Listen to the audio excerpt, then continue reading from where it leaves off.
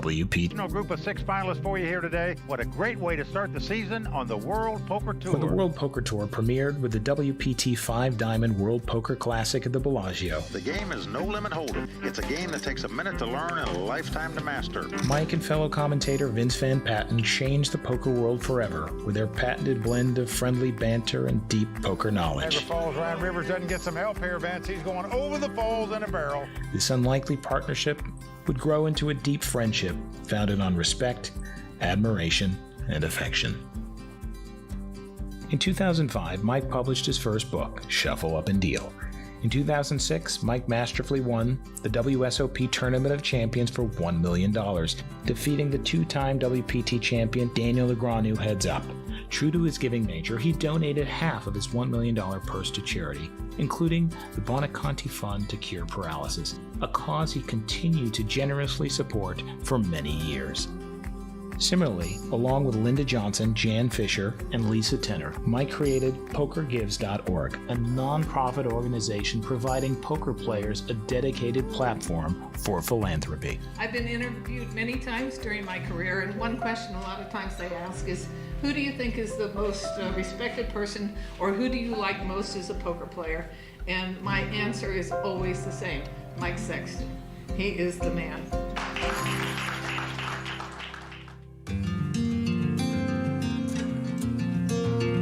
In 2008, Mike received the greatest gift of all, his son Ty.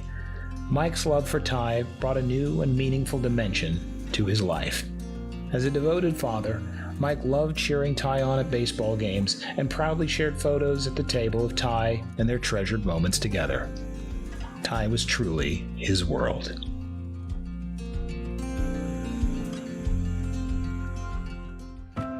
Later that year, Mike reached a career milestone when he was inducted as the 39th member of the Poker Hall of Fame. In 2016, Mike published Life's a Gamble, a poker autobiography spanning his 4 decades in the defining game of his life. In November of the same year, Mike with the ladies. Yes, I call. Mike reached his 3rd of 4 WPT final tables and won WPT Montreal main event, Deuce of diamonds, it's over. We've done it. besting a field of 648 entries to win nearly $318,000 and making him officially a WPT champion. Let's hear it one more time for the great Mike Sexton. Unsurprisingly, he gave his championship belt to Ty. With 15 career cashes in WPT tournaments totaling nearly $1 million, Mike is ranked 216th overall in WPT earnings and 39th in WPT final table appearances. In total, Mike amassed more than $6.7 million in live tournament winnings.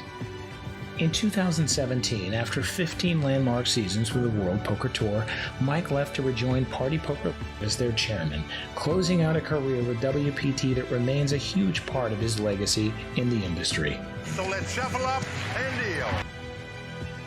That same year, Mike was named a recipient of the WPT Honors, I'm extremely humbled and honored to be receiving this award. the WPT's highest distinction awarded to members of the poker industry in celebration and appreciation of exceptional contributions made to the World Poker Tour and the poker community as a whole. In July, the WPT renamed its iconic WPT Champions Cup the Mike Sexton WPT Champions Cup in honor of Mike's unparalleled influence on the organization and the poker world. To his friends, Mike was known as a humble man and a kind and generous soul. Never without a smile on his face and always game for a new adventure, Mike was never too busy to share a laugh, stop, and take a picture with a fan, or, a fact to which many of his friends can attest, take your money on the golf course. They might only bet $1, $2, or lunch, or beers, but everybody gambles on the golf course. That's the fun of it. And Mike was a storyteller extraordinaire. There was nothing he loved more than joyfully regaling eager listeners with boisterous tales from his days coming up in poker, when he was seated at the table with legends like his good friends Doyle Brunson, Amarillo Slim, Puggy Pearson, Chip Reese, and Stu Unger, at whose funeral Mike spoke and served as pallbearer. a larger-than-life personality whose infectious energy, enthusiasm, and pure love of the game bowled you over when he entered the room. Mike leaves an outsized legacy on and profound hole in the poker world. Everybody who was lucky enough to know Mike will always remember him fondly as a jubilant, once and forever, first ambassador of poker. One thing that we know is this industry, this wonderful thing that has brought us all together. We're only going to experience it for so much time. We will not be there. Next generation will come. And the fact that we could come together and just say, by the grace of God, we had a moment where we all came together, and we will never stop appreciating just how wonderful that together we made each other feel. Till next time, may all your cards be live and your pots be monster.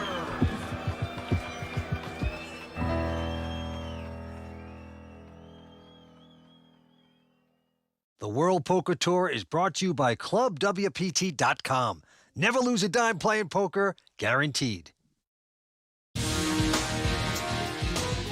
Tonight in Venice, Italy, the oldest casino in the world plays host to a truly historic event in more ways than one. The WPT Venice Grand Prix starts now, only on the World Poker Tour.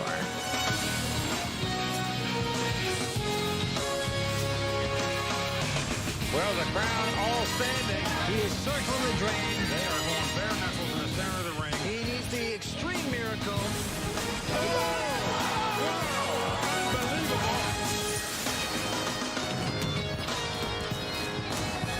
Buonasera, I am Kimberly Lansing, and welcome to the World Poker Tour, where we have returned to the beautiful Casino di Venezia. Venice, Italy is known for its traditional sounds, whether it's classical music and operas or gondoliers singing along the canals. But for the past 5 days, the city was filled with a symphony of cards shuffling and chips riffling as an international mix of players hit the felt with the goal of making poker history and etching their name on the WPT Champions Cup. The journey to poker greatness, Italian style, began on day 1A. Friends, Romans, and WPT champions. WPT Venice is really probably my favorite event actually in Europe. Lend their ears to the sweet sounds of Mike Sexton opening up the action of this year's Venice Grand Prix. We want to welcome you to Venice, Italy. We want to wish all the players the best of luck in their quest to make it to the final table. Okay, dealers, let's shuffle up and deal. And that quest had more meaning than most for WPT Grand Prix de Paris champ Matt Salzburg, who'd spent the bulk of the season atop the Player of the Year leaderboard. Chasing some TOY points. Right now I'm like 150 points behind Paul Volpe, who had a really sick month of poker, and so try to catch up. Making this Venice final table also held special meaning for the popular and determined Kara Scott. One of my favorite people in the world. Oh, that's I'm pulling for her to get to the final table. Yay, no bubbling this year. You can do it, yes, you will. Good luck. Play right over there, right? I'm at the next table. Still alive, still alive. All right, they're all tough. Everybody's tough. With tough players everywhere, fatal confrontations were inevitable, as was the case when WPT champions Guillaume Darcourt and Andrei Padachuk tussled in the early going. The Russian came out on top, sending the pink-haired Parisian packing. But only for the day. With a chance to re-enter on day 1B, a bust-out did not necessarily spell doom. Yeah, why not? As players continued to be eliminated, WPT World Champion Mad Marvin Rettenmeyer, who happened to have been given his Mad moniker here in Venice, was on a heater. The German pro took out player after player after player, soaring to the top of the leaderboard. I got aces 5 times today. A few tables over, aces did not work out as well for jungleman Dan Cates, who lost to Italian pro Arian Islame's quad nines. And in the final level of the day, Romanian pro Dorian Rauta shoved with top pair and a flush draw, putting recent Bay 101 TV bubble boy Steve Bem to a decision for almost all his chips. I got a quad call. ball?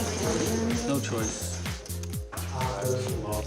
Steve thought he needed a club to survive, but it was an ace on the river that won him the hand and crowned him our Day 1A chip leader. The only way you can beat these guys is by being lucky. God bless the WPT.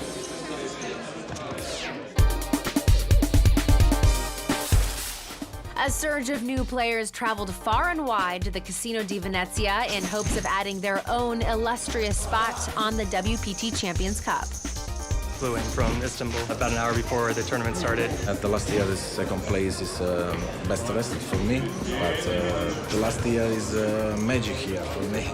It's on like Donkey Kong.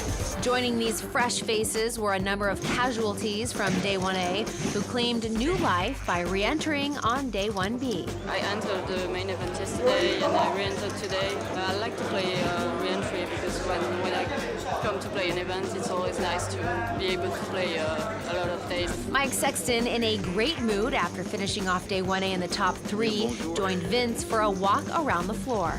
Galen, we're thrilled to see you over here in Venice. A surprise. Surprise. We got an Italian cowboy here. I love it. Yes. Bravo. I problem not speaking It's okay. Speak Italian. We're in Italy. Speak Italian. It's okay. Io saluto a tutti gli americani. Sì, È bravo. la mia prima esperienza. WPT champion. I'm trying to talk Vince into getting hair like you. I mean, can you send him to us, your stylist? Why not? Huh? I think so, huh? What do you think? Try something. Might pay me some luck, you're right. Unfortunately for Guillaume Darcourt, luck was nowhere to be found, and he busted out soon after. But Darcourt's pink hair would not be the most colorful thing we'd set our eyes on that day. In true form, poker's most colorful character made one of his most spectacular arrivals to date. Decked out in his Venetian finest, it was none other than the infamously late Phil Hellmuth, who was happily greeted by the Royal Flush Girls. Regrettably for Phil, his performance on the felt wasn't nearly as spectacular. The poker brat busted out before the end of the day and just had to let everybody know. Just a weird hand. I mean, you wouldn't see that. I haven't lost a WPT hand like that in like 5 years. While the costume wasn't lucky for Phil, it was lucky for Fernando Camiglia, who knocked him out and ended the day with the chip lead. Benissimo. Okay. All right.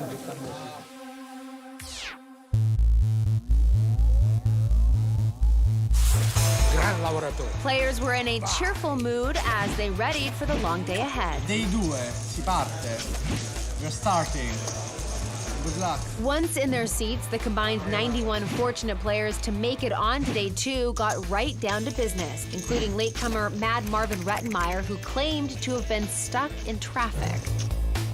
Jungleman Dan Cates, who started the day on life support, got off to a fast start.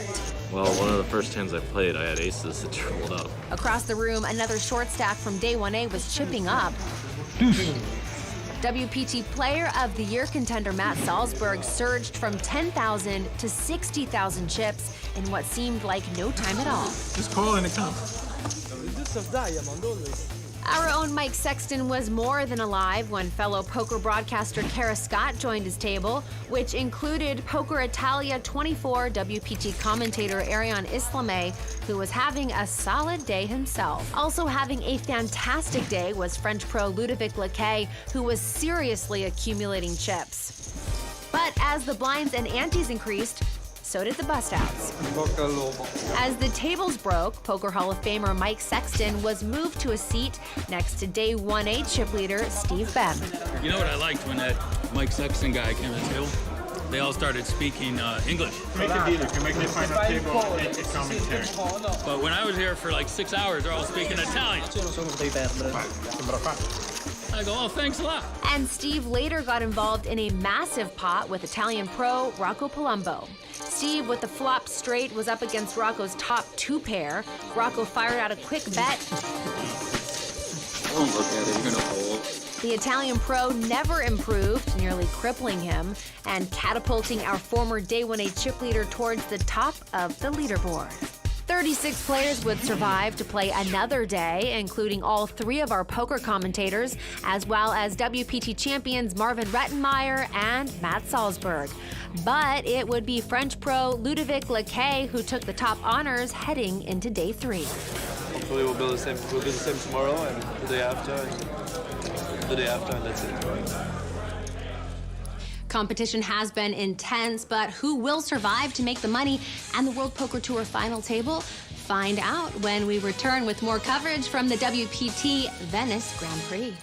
Season 11 of the World Poker Tour is brought to you by ClubWPT.com, where VIP members can win their share of $100,000 in cash and prizes every month. ClubWPT.com. Never lose a dime playing poker, guaranteed. Welcome back to the World Poker Tour's extended coverage of the WPT Venice Grand Prix, where the remaining field would fight for the 6 seats at this final table. Take a look. All right. Back to work. 36 players unbagged their chips for the start of day 3, all knowing that the magic number was blackjack, as only 21 players would make the money at the WPT Venice Grand Prix. Long day ahead, 6 levels. We'll see how it goes. Short stack, but we'll see what happens. Try to grind it out a little longer. Let's see if we can get in the money. After an excellent showing, Club WPT online qualifier Socrates Ioannidis, short on chips, also fell short of the money. I wish it lasted a little longer. I know. C'est la vie, c'est la vie. The Royal Flush Girls were busy in consoling mode as both Jungleman Dan Cates and British pro Liv Boeri were eliminated as well. Two-time WPT champion Marvin Rettenmeyer then saw his tournament life cut short at the hands of Chinese-born Italian pro Exia Lin. It was sad. Sad day. Are you hungry for a pizza tonight? I'd rather had the chips, but I guess I'd take a pizza now as well, yeah. Competition was intense with the WPT Champions Cup on the line, and Mike Sexton was well on his way, holding aces to eliminate newly minted Season 11 WPT champion Giacomo Fundaro 8 spots from the money. Others would follow, including the chip leaders from Day 1A and 1B, Steve Bem and Fernando Camiglia. Oh, man! The true money bubble came when the Italian pirate Max Pescatori pushed all in and was called by Player of the Year contender Matt Salzburg, holding pocket 8s. Matt rose from his seat awaiting the flop. 8 of spades. 8 of spades. Ask for the 8 of spades you received. Max Pescatori bubbled, and the remaining 21 were happy knowing they'd be paid. Yay, we're in the money. This is fun. With the money bubble broken, the field was still dominated by Italian players. Though 3 would hit the rail before the end of play, the Italians still had the home field advantage and monopolized the top of the leaderboard. Leading the way was Italian pro Arian Islamé, with Kara Scott and Mike Sexton tied in chips and right in the thick of it. I said I need 2 trays. Not too bad. Usually you need about this much space. I usually do this. Just carry them in my hand. With 4 full days behind them, the 18 remaining players focused their attention on making it through the field and scoring one of 6 prestigious seats at the WPT final table. The action came quick and dirty. Big hands collided when short stacks Ivan Gabriele and Antonino Zito moved all in with aces and kings against the pot-committed Giuseppe Pastura with king 9. The jack of spades on the river gave Giuseppe a miracle straight, sending 2 Italian pros packing and adding to his healthy stack. Alive and strong in his hunt for more WPT Player of the Year points, Season 11 champion Matt Salzburg continued to play the part of the Oracle, this time to the dismay of Lauri Pissonen. It's coming. Sorry, bro. 3 of spades. Salzburg finished off the Finnish pro in 15th place. I did it again. More big names saw their tournament lives come to an end, including a still smiling Kara Scott. I'm really happy to have made a deep run, definitely. Arrivederci. And shortly after having his aces cracked by the ace-king of Marcelo Montenegro, French phenom Ludovic Laquet went arrivederci in 12th place.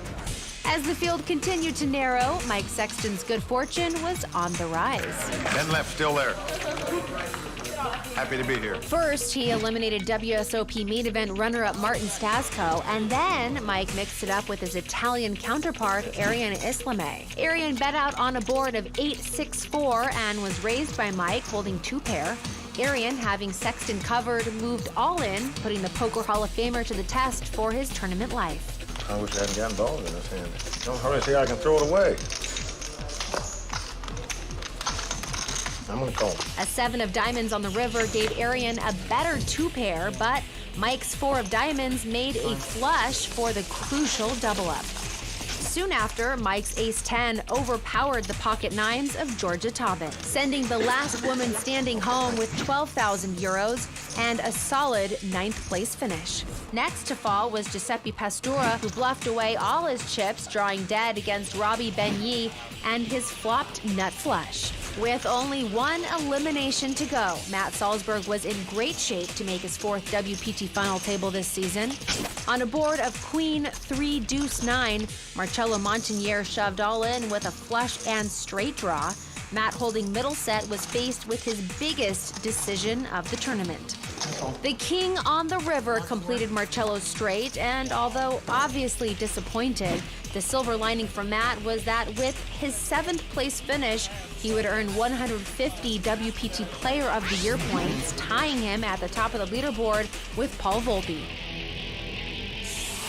The final 6 were now set. Mike Sexton was left to carry the flag for the United States. A tough Chinese national and smart Swiss pro were also well positioned to battle the other 3 players, all of whom are hoping to have the home turf advantage and keep this title in Italian hands and become the next player to have their name inscribed on the WPT Champions Cup.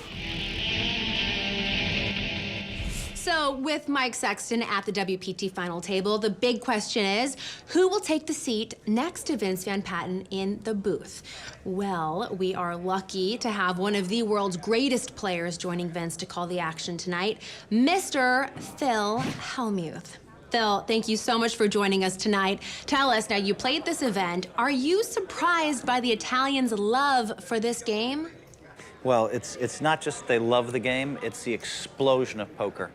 When online poker was passed here in Italy, which we need to have in the US soon, 10 times the number of players they were expecting to sign up signed up.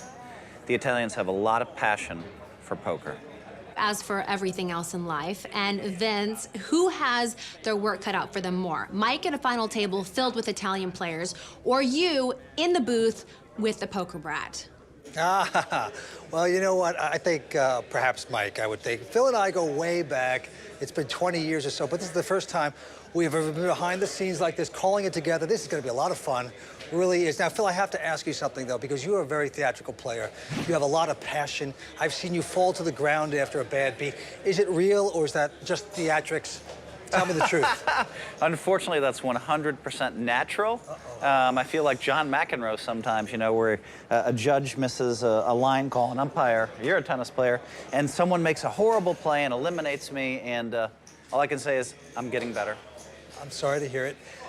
So John McEnroe, that's an interesting person. You couldn't be like Bjorn Borg, and no. Anyway, it's working for you. This is going to be fun. And tonight, let's talk about. I'm getting better. You are. You're great. And tonight, it's all about Mike Sexton. My buddy that's usually sitting right here has made the final table. He's got 3 short stacks around him, Kimberly. So maybe they'll get knocked out. This could be Mike's time. Who knows? Let's see what Mike has to say about it right now. Well, I feel good here. I'm against all Italians, playing on their home court, but still, I like my chances. I got a little above average chip, so can't ask much for that. We'll just feel things out and see how it goes. I'm going to try to make spaghetti out of these guys. I just hope they don't make pizza pie out of me. Well, hopefully we will all be dining on spaghetti tonight. Will Mike Sexton achieve the dream of all poker players and have his name etched upon the WPT Champions Cup? The battle for the WPT Venice Grand Prix title continues right after this. The WPT Foundation is dedicated to supporting great charities around the world. Now, you can help the WPT Foundation raise money for some great global causes. Check out all the incredible prizes, trips, and VIP experiences available through our online auctions at WPTFoundation.org. Reaching the final table is a step, from Switzerland, Roberto Begni. but winning it it's the gold. From Italy, Mr. Ariel Islamai. I dreamed about this day all my career. I'm ready for the fight. Mr. Sia Lee. Per me vincere questo evento è molto particolare, una cosa. Well, I would love to hear something like, wow, this is the new WPT champion. Mr. Rocco Palumbo. Beh, qua è casa mia, spero di vincere io la Coppa, il trofeo e speriamo di portarla qua a Venezia la Coppa, dai. I'd certainly love to get my name engraved on the WPT Champions Cup. Mike Sexton. It would be nice to cap my resume off with a WPT title. Welcome back to the WPT Venice Grand Prix. We're at the Casino di Venezia. I'm Vince Van Patten, alongside the great Phil Hellmuth, the poker brat. Phil, what do you think? Well, it's very interesting because there's three guys that have no chips. Basically, they're all short stacks, and they're all in their 20s. Yeah. So you know they're going to be getting those chips in. So you're going to see some very fast-paced action. They're either going to get busy living or get busy dying. All right, the cards are almost in the air. Who will get dunked into the canal first? We will see. Let's go to the felt. Well, look at this. Marcelo with 1.8 million. I don't think he has the experience to get it done, but Sexton, it could be his night, Vince, with $1 million. It could be. As we see the first place prize, 140,000 euros.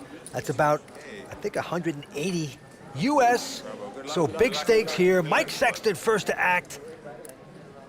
Oh, look at this, his first hand. He's got pair of fives, 55, the speed limit, as he likes to say. Raise. And he's going to pop it with it. Makes it 40,000 to go. A comment about the min raise. I think it's a very good mathematical move because if you can make that min raise and get everybody to fold, why risk more chips? That's a good point. Now, Exia Lin had king queen, but he's also going to release it. Maybe there's some fear here of Mike Sexton. And look who's going to win. Hand number one, Mr. WPT himself, Mike Sexton. Yo, Vinny. Ho, ho, ho, ho. Hello, partner. The crowd is loving this. Mike Sexton, the Hall of Famer, my buddy. Take it down, hand number one. Nicely done, Mike. There's some tough young Italians at this table. The guy on my right named Rocco, he won a World Series of Poker bracelet last summer. Mike Sexton is a very good player. I honestly hoped for a worse player at the table, and he's shocked at how good and how confident he was when he was playing. He was fearless. The guy on my left, in the small blind area, has the commentator's job for Italian TV here, like my job in the States. And when he's got chips, he is really tough to play against. I am like Mike Sexton, just a little more thin. I learned a lot about Mike Sexton and his thinking process. Well, my strategy is just going to be, you know, just sort of play my game and feel him out. It won't be an easy walk in the park, but I like my chances. It's easy to underestimate Mike Sexton, and I've done it in the past myself, and he's beat me some big pots because he is fearless. And so if they underestimate, and they all have respect after playing with him for a day or two, they all respect him now more than they did before. Well, we will see. Back to the action, a couple folds. And now it's around to Mike. He won't play this one. Lines are 10 and 20, and now Arian Islamay. He's got the button. He's got queen 7. What's that last name? Islamay. Well done, well done. Yeah, he's the Mike Sexton of TV here in Italy. He's going to raise with his queen 7. Makes it 40,000. Marcello out. Now Robbie Benyi, 43 years old. Calling here is just fine. You know, a raise is a little bit more aggressive, gives you a chance to win the 40 that he put out, plus all the blinds and antes. Raise. Well, look at this. He's going to raise it. He started playing poker at age 16, Robbie did, taught by his father. Now back on Arian. He won't play. And he put 100,000 of his 1.2 million to work there to pick up 50, 60,000 risk-free. Well done. The former engineer used to work with computers. Robbie Benyi taking down this hand. They're the Royal Flush girls enjoying this week in Italy with us. We've been eating well, having a fantastic time. But the best time has to go to Mike. Look at this, his opportunity to put his name on the WPT Champions Cup, have it engraved with all the champs here tonight. All right, right back on Robbie Benyi. He looks down at a pretty attractive ace-9 of clubs, Phil. How do you pronounce that last name? Benyi. Nicely done, nicely done. Raise. He's going to raise with his ace-9 of clubs. He makes it exactly 40. That was what we call a min raise. And now Exia Lin won't play that. He was originally born in China. Now, look at this. Rocco Palumbo on the short stack with ace-queen. Yeah, he has one move. It's all in. The math dictates that, and he knows the math, so. I'm on. That's it. You heard it from Hellmuth. Says he's going all in, and that's what he does. Sexton out. Arian Islamé. The Italian Mike Sexton, but thinner, as he says, goes out as well. Marcelo with a 4-3, thinking about this, not really, goes out. And now it's back on Robbie. He's got ace-9 of clubs. He can afford this. No, he can't afford it. It's 372,000 more. I mean, it's like a third of his chips with ace-9 when he knows ace-9 is the worst hand. He's thinking about it. I'm surprised he's thinking this long. Well, these guys are dramatic. They're Italians, you know? And they like to take their time and finally does the right thing. The Italian men do seem to be very dramatic, don't they? Don't they? They like to take their time. There's a lot of passion in their games. We'll be right back with more from the WPT Venice Grand Prix, including Tony Dunst shedding some light on tonight's players in the raw deal. And we'll see what the Royal Flush Girls were up to this week in Italy. There's a lot going on, so stay tuned.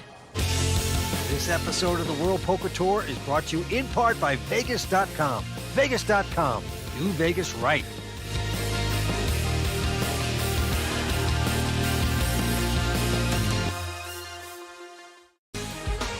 Welcome back to the World Poker Tour, brought to you by ClubWPT.com. Socrates Ioannidis from Nashville, Tennessee, is the latest member of Club WPT to live out his poker dreams. Socrates won a trip of a lifetime to Italy and his seat into the WPT Venice Grand Prix, all because he's a ClubWPT.com VIP member. Oh, it's been the best experience ever, man. WPT knows how to do it. In addition to playing in this world-class event, Socrates soaked in some Italian culture with the Royal Flush Girls. At ClubWPT.com, for a low monthly fee, you too can become a VIP member. This means you can play in as many tournaments as you want, win your share of the $100,000 in monthly cash and prizes, plus you can win a seat into a live WPT tournament just like Socrates did. I expected it to be good, but not this good. So it's a great experience. It's low risk with a high reward. Check it out for yourself on ClubWPT.com and never lose a dime playing poker, guaranteed. Looks like the final table action is ready to start back up, so let's check the standings and get back to the game. All right, 6 players remain here at the beautiful Casino di Venezia in Italy, and as you can see, Mike Sexton with $1,085,000. But our chip leader at this point, Marcelo Montenegro, he's got 1.8. To the felt we go. Actions on the young pro Exia Lin, born in China, now lives in Ferrara, Italy. He's going to fold that hand. Now it's on Rocco Palumbo. He has a pair of fours, but quickly lays it down. I don't mind that play at all. All right, Sexton also out. Now it's around to Arian Islamé. Got a pretty nice ace-6 offsuit. He's going all in. Well, he has 316,000, so the shove just seems reasonable here. I mean, on the button especially. Absolutely, but look at this. Marcello right behind him with a legitimate pair of tens. Wow. He's the chip leader. He could bust this man out of here.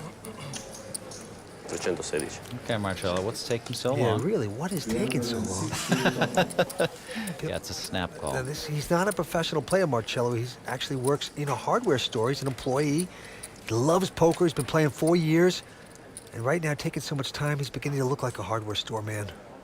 But a hardware store man with a dream. With a dream, that's right. I call. There you go. Makes the call. Robbie now. I fold. Folds his 4-3. So they are going to turn up the cards. And Arian Islamé in a bit of trouble. A6 versus a pair of tens. They shake each other's hands. What a moment here. Arian Islamé from Italy, 27 years old.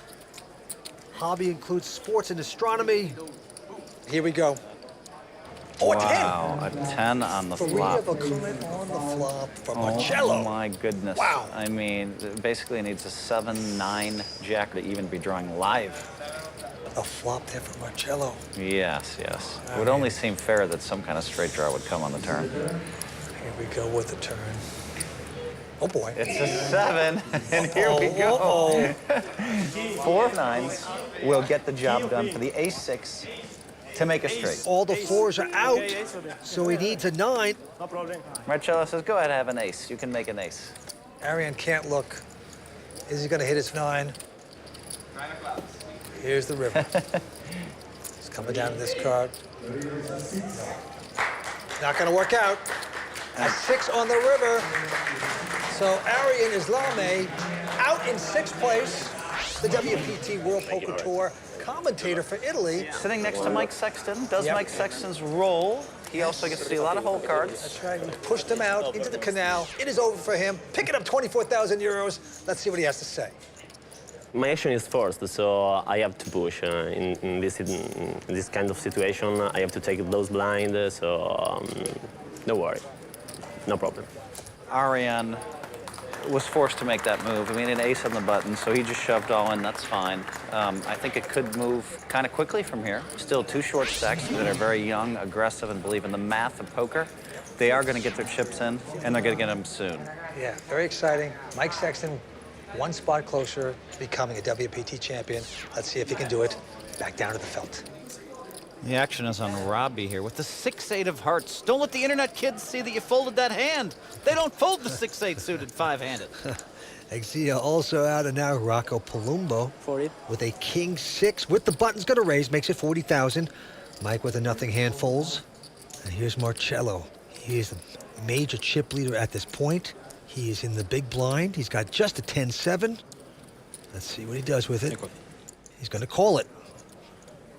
It's not the worst play, only 20,000 more. He's going to speculate. And here comes the flop. It's Jack 9-5. Great flop for Marcelo. He flopped a straight draw here. He has to do something. He has to bet or check raise or check call. 45. And Rocco not now. getting anything. Bets 45,000. So now what's he going to do? He's going to call probably, but raise would be really skilled. Rocco's got just king high, and Marcelo. He's asking for a chip count. Is he thinking about just moving in? Well, Rocco's on a relative short stack as well, so this would be a great time to just push Rocco right out of there. I mean, he has 2.1 million. Rocco started the hand with only 458,000. Oh, no. What? He's going to fold it. That was redonkulous. Uh-oh. Yeah. That was a horrible fold. My goodness. But don't forget, Phil, the guy, he's not a professional player. He works in a hardware store. He's an employee at a hardware store. He loves poker. He has a dream of getting his name inscribed on the WPT Champions Cup with all the great champions of the WPT. And that's just not the way to get there, is it, Phil? If he keeps playing like that, he'll be right back in the hardware store where we've all been, by the way. I know it. All right. Back to this hand. Exia out. Rocco picking up the weapons of mass destruction. Look at this. Just like that pair of aces. Makes it 40,000 to go. Sexton out. And Marcelo now with a 10-8. He's going to call with it. Right behind him, Robbie. 43-year-old who also lives in Italy. He's got a queen 10 of clubs. Not a bad place to make a squeeze, because if he gets away with it, he wins both 40K bets and the antes in the middle.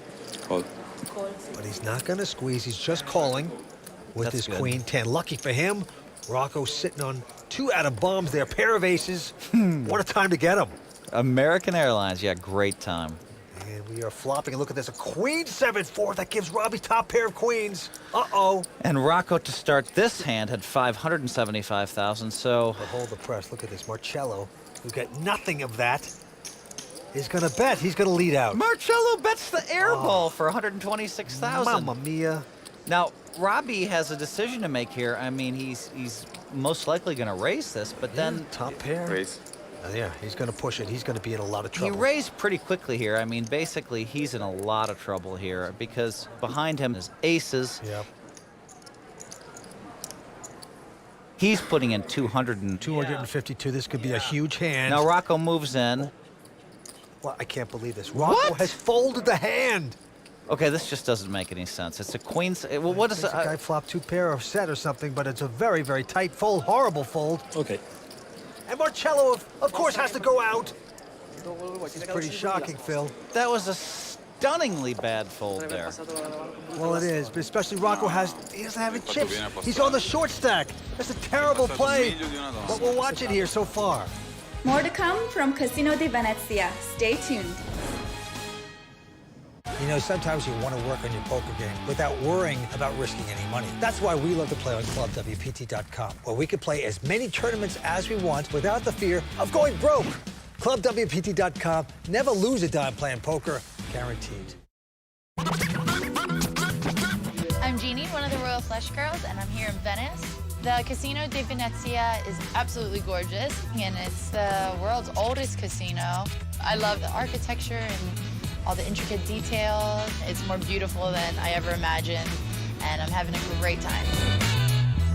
We are back here on the World Poker Tour at the beautiful Casino di Venezia. Five-handed poker now. They're all going after a title, and right now Marcelo Montenegro is the chip leader. He's a hardware store employee, not a professional player, but he's making it happen here tonight. Next is going to Robbie Benyi. Professional player, he's going to fold. Exia very tight, hasn't played a hand yet, goes out. 40. And now Rocco Palumbo. He's going to make it 40,000 with Queen 10. Mike Sexton, get ready, sir. When are you going to open up your game? He's still got chips, though. Over $1 million. He'll play this, Phil.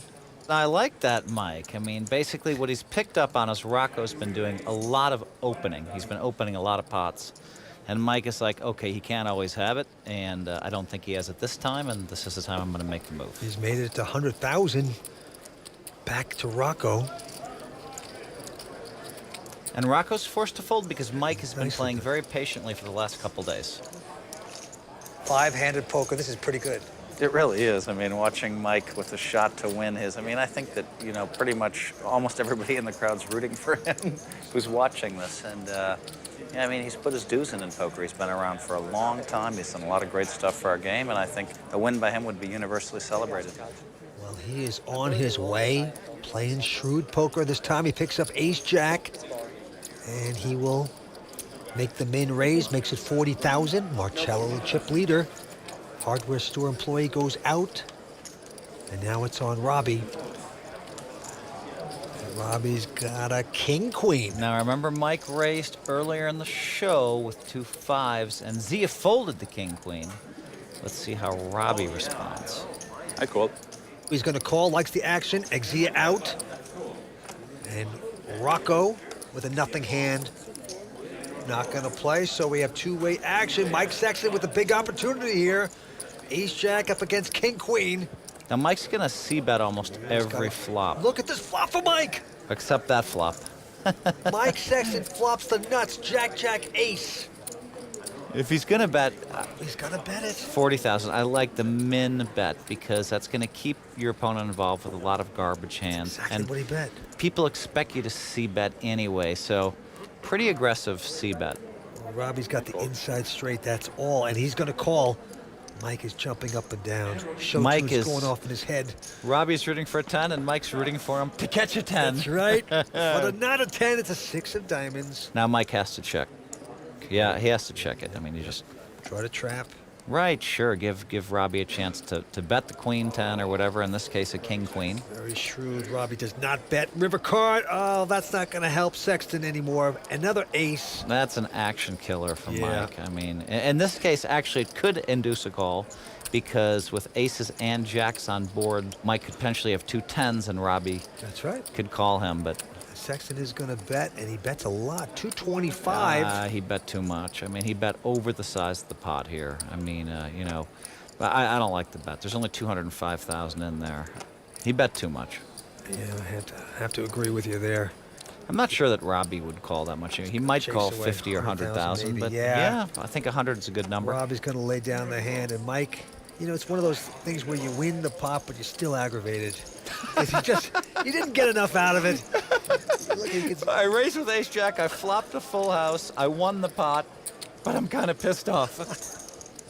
Right now, it's time to get more in-depth analysis on tonight's play from Tony Dunst in this edition of The Raw Deal.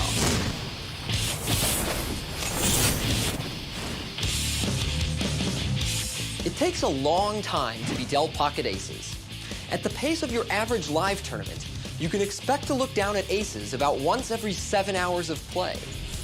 And if you get aces when you're one of the short stacks at a final table, you would probably get your stack in. So why did Rocco Palumbo so casually ditch his aces on the flop? Let's break it down.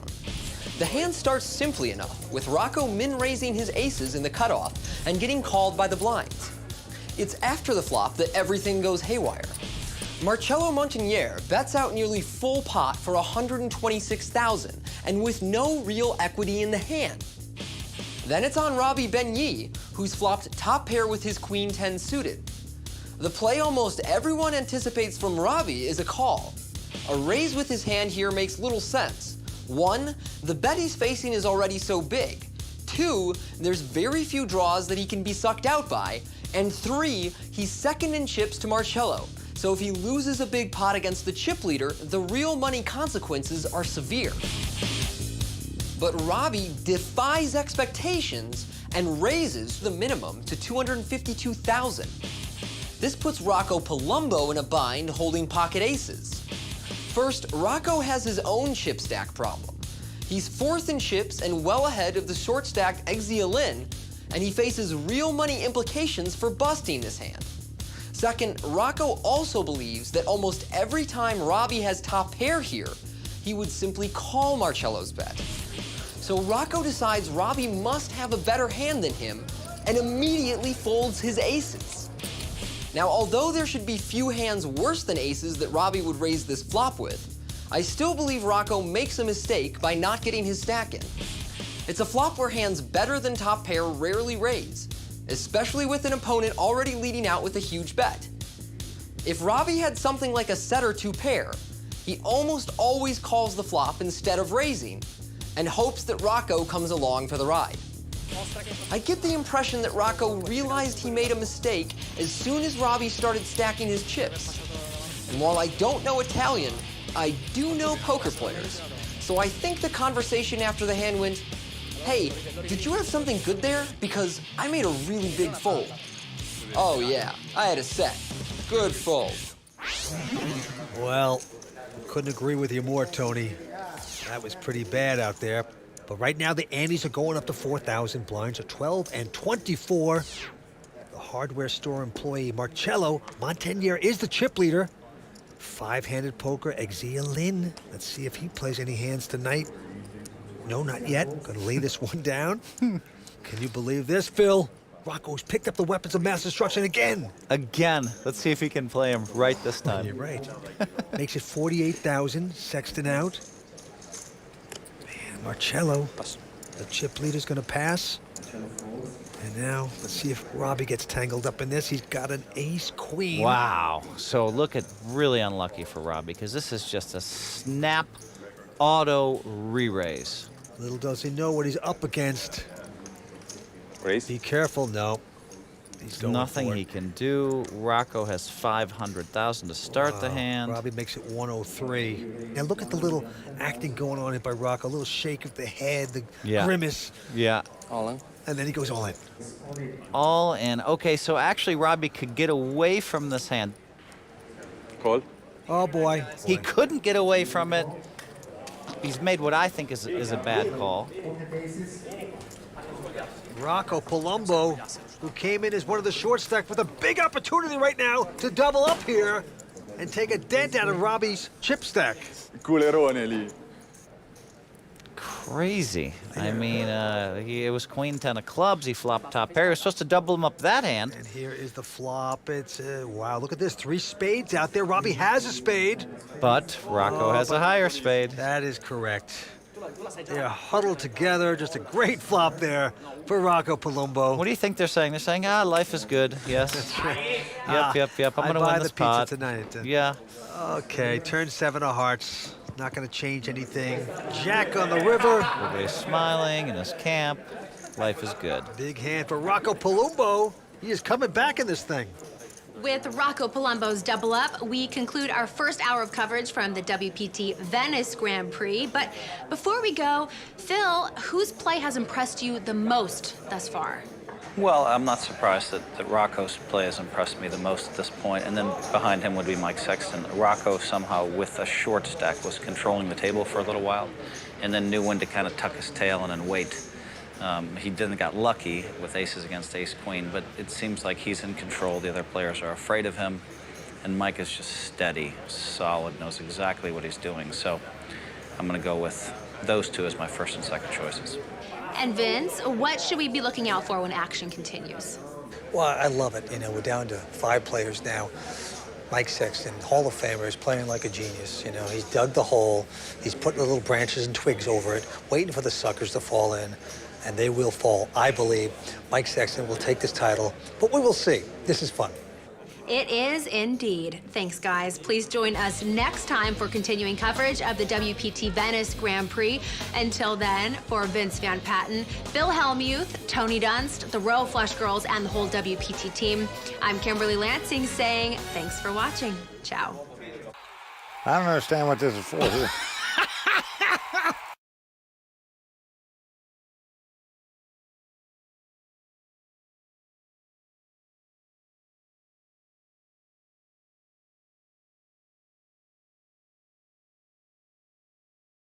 Well, the great Mike Sexton is gone. My buddy, my partner, what an exceptional human being you were and are. What a father to Ty and all your family members. The world will not be the same without you. We love you, Mike. Rest in peace, brother.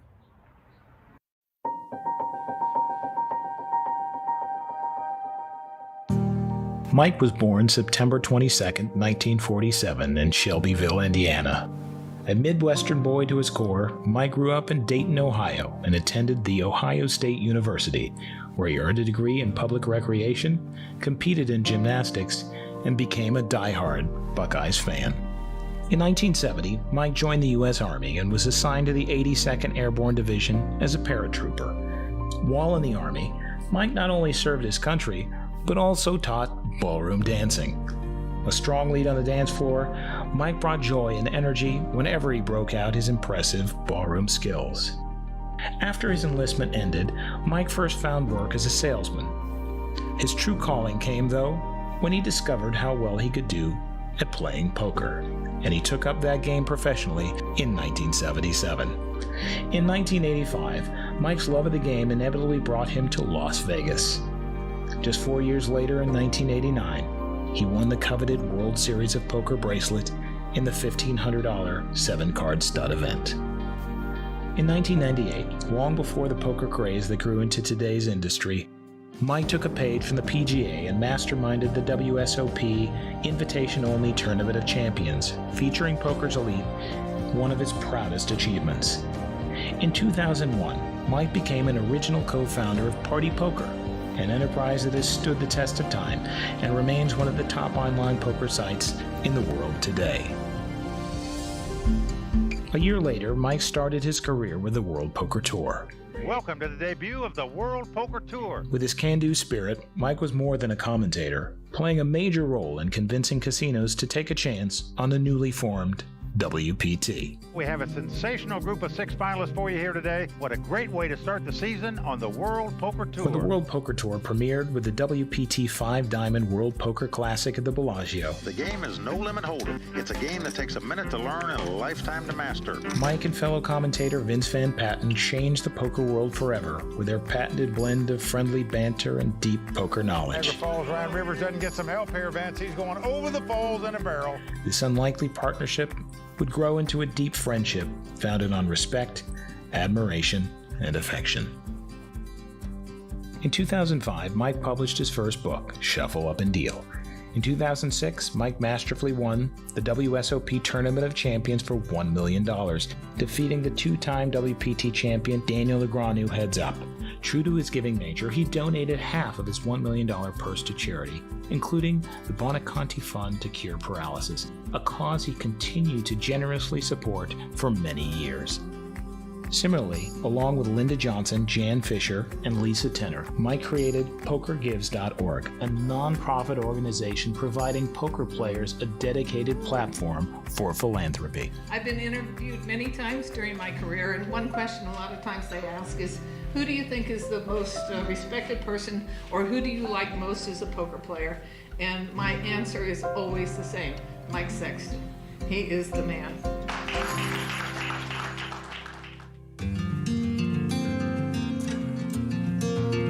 In 2008, Mike received the greatest gift of all, his son Ty. Mike's love for Ty brought a new and meaningful dimension to his life. As a devoted father, Mike loved cheering Ty on at baseball games and proudly shared photos at the table of Ty and their treasured moments together. Ty was truly his world.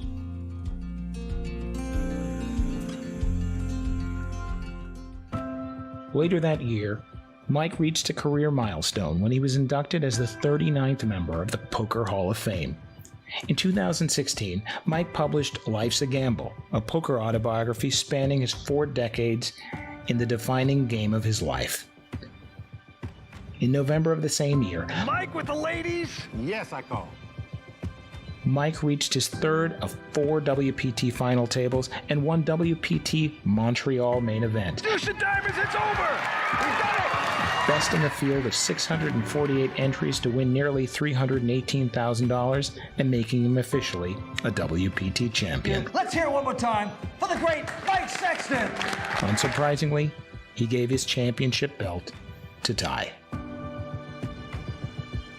With 15 career cashes in WPT tournaments totaling nearly $1 million, Mike is ranked 216th overall in WPT earnings and 39th in WPT final table appearances.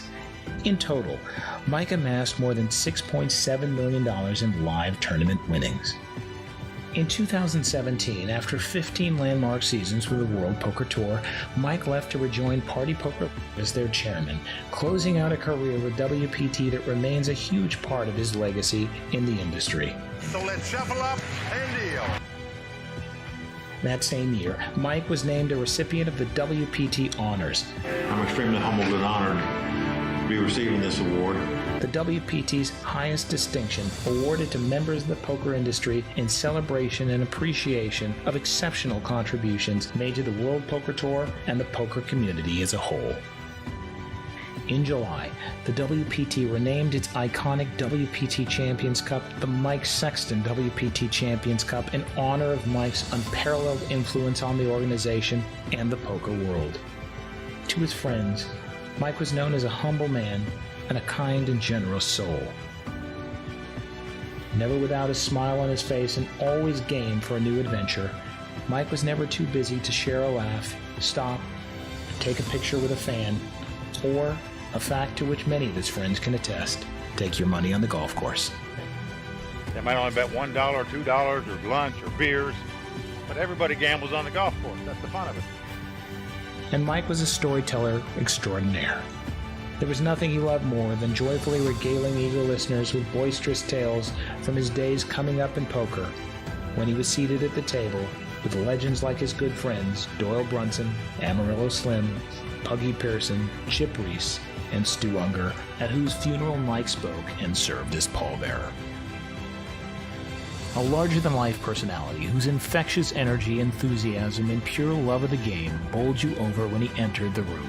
Mike leaves an outsized legacy on and profound hole in the poker world.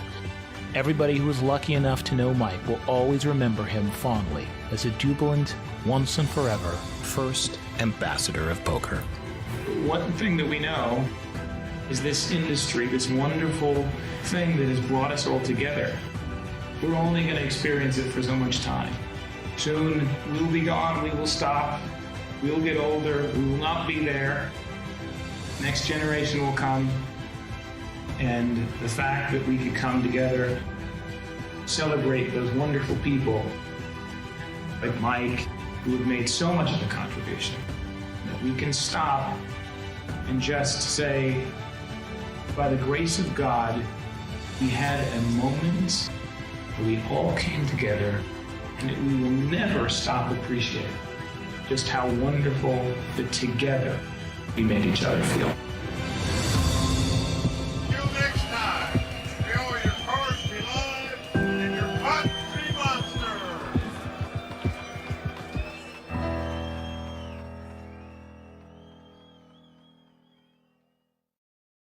The World Poker Tour is brought to you by ClubWPT.com. Never lose a dime playing poker, guaranteed.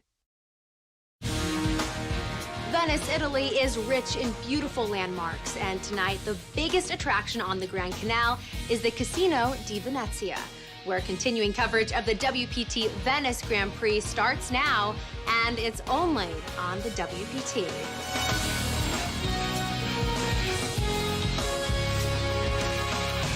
Well, the crowd all standing. He is circling the drain. They are going bare knuckles in the center of the ring. He needs the extreme miracle.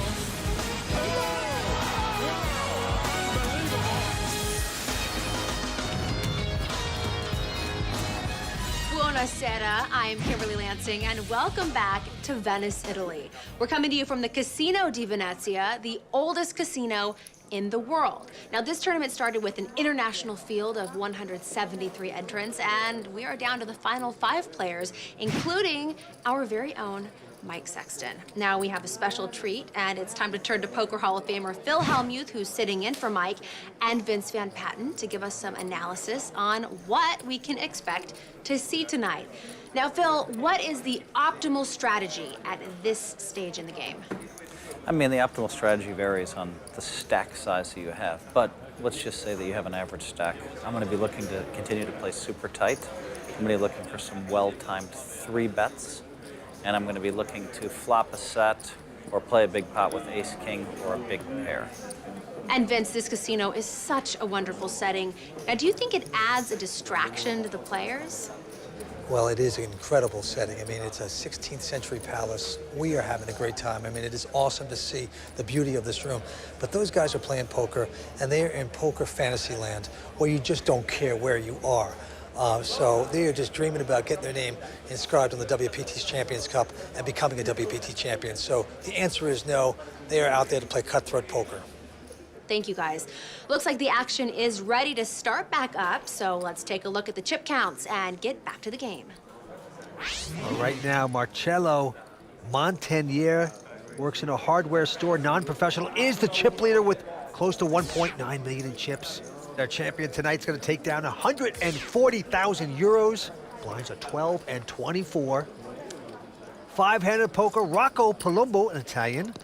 He just doubled up before, folds the hand, and now the great Mike Sexton with ace-4 of hearts. Is this going to be the time? Raise.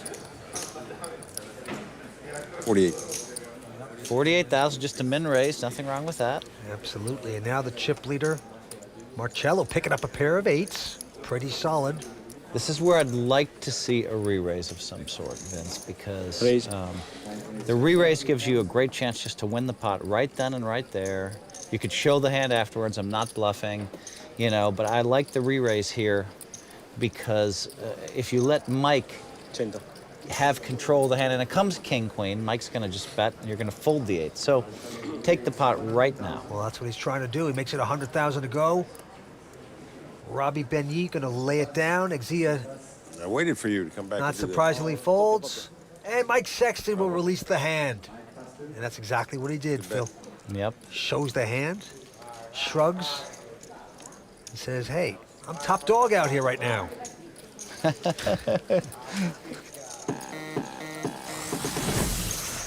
Mi piace giocare a poker per una competizione, è come uno sport. Per vivere lavoro su una ferramenta nella mia zona di Treviso e gioco a poker da 4 anni, lo faccio per passione, ho cominciato a fare questo gioco con i miei amici, tanto per divertimento e adesso sono arrivato fino a questo punto, mi sembra un buon risultato per adesso. Adesso io spero nel meglio nel tavolo finale di oggi, speriamo che vada tutto bene e tutto qua insomma. Oh, man, he has got to be excited. Marcelo, our chip leader, going from selling hammers at the hardware store to hammering these guys down. On the World Poker Tour, amazing. Only been playing 4 years, and now he has a chance of a lifetime to get his name inscribed on the WPT Champions Cup. The WPT hardware. Hey, there you go. Short stack at this point. Xia Lin, 26-year-old pro, originally out of China and now living. He's literally anteing off his chips. Yep. Hasn't played a hand, it seems like. I mean, he just fold. We've seen this for 2 shows now. Action on the great Mike Sexton. He's got queen, jack, and a lot of experience. Going to fold that. That's fine. I mean, you know, the other option is to min raise queen jack there, but I think I slightly prefer fold there. Well, Marcelo here with a king 10. He's starting to open up his game, and he makes it 48,000 to go. The old min raise, 48,000 to go. Robbie and Xia fold their hands, and now it's around to Rocco Palumbo. Doubled up nicely early on. He's picking up big cards. This time he has ace-8, and he will call this. The other play would be re-raise, but he doesn't want to get too aggressive with a hand like that. The flop comes up 3-5-5, help to neither player. And Rocco will check it. And I like this, Marcelo doing the right thing. Continuation bet with his king high. It looks like 54,000. I like the C-bet. I like the C-bet a lot. Rocco, though. Well, Rocco's made a nice call here because what he's thinking is on the 3-5-5 flop is that I'm not calling to hit an ace or an 8. I'm calling because I think ace-8 is the best hand, and I think that my opponent will not bet on the turn. 6 of clubs helps neither player. Rocco is going to check again.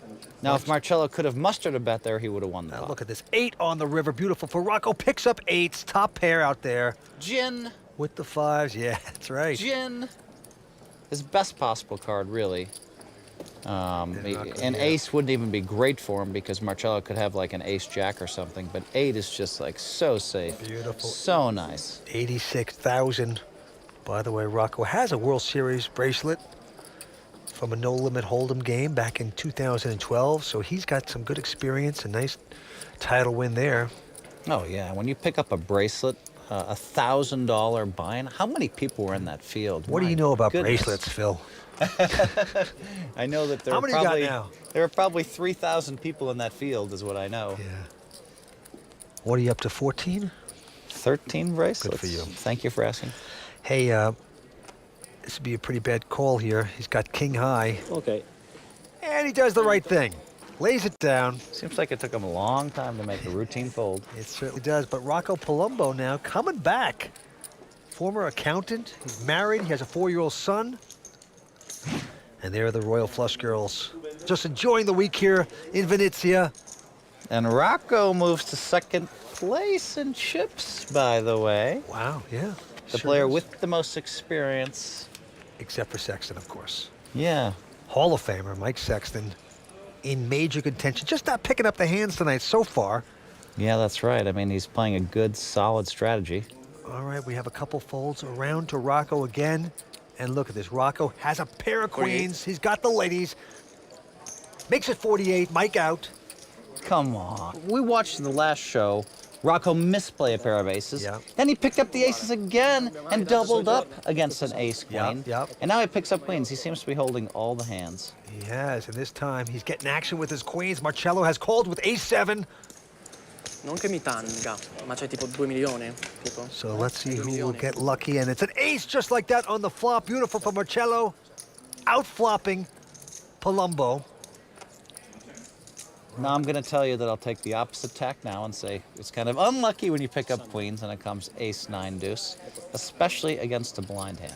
Marcelo checks and Rocco bets, and Marcelo's going to make the okie dokie call. Because Marcelo's defended so many times, he could easily have 10-9 here, or... Oh boy, 7 of hearts on the turn, makes it aces and 7s for Marcelo. He's checking again. What a card. He's trying to trap again, make Rocco bet. And Rocco, like a zombie, is going to do exactly what he wants. He's betting it.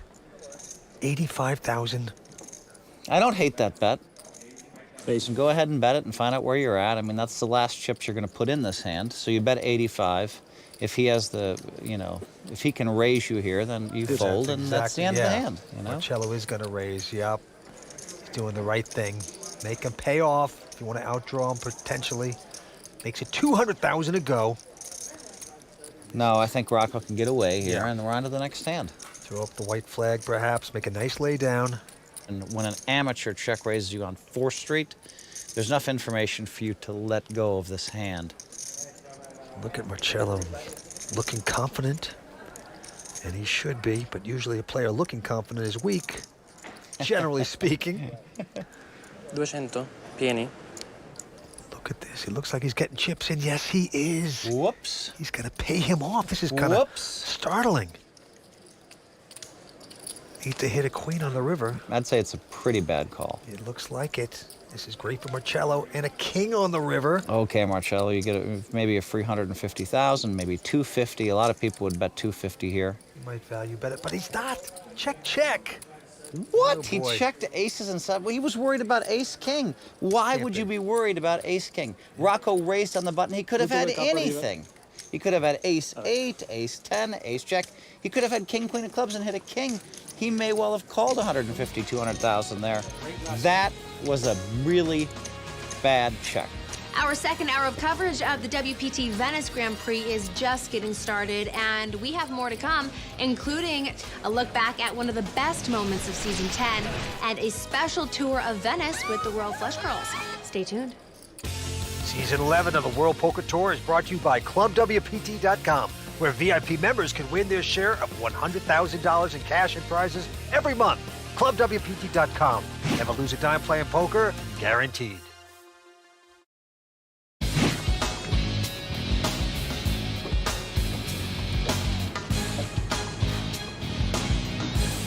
Welcome back to Venice and the World Poker Tour.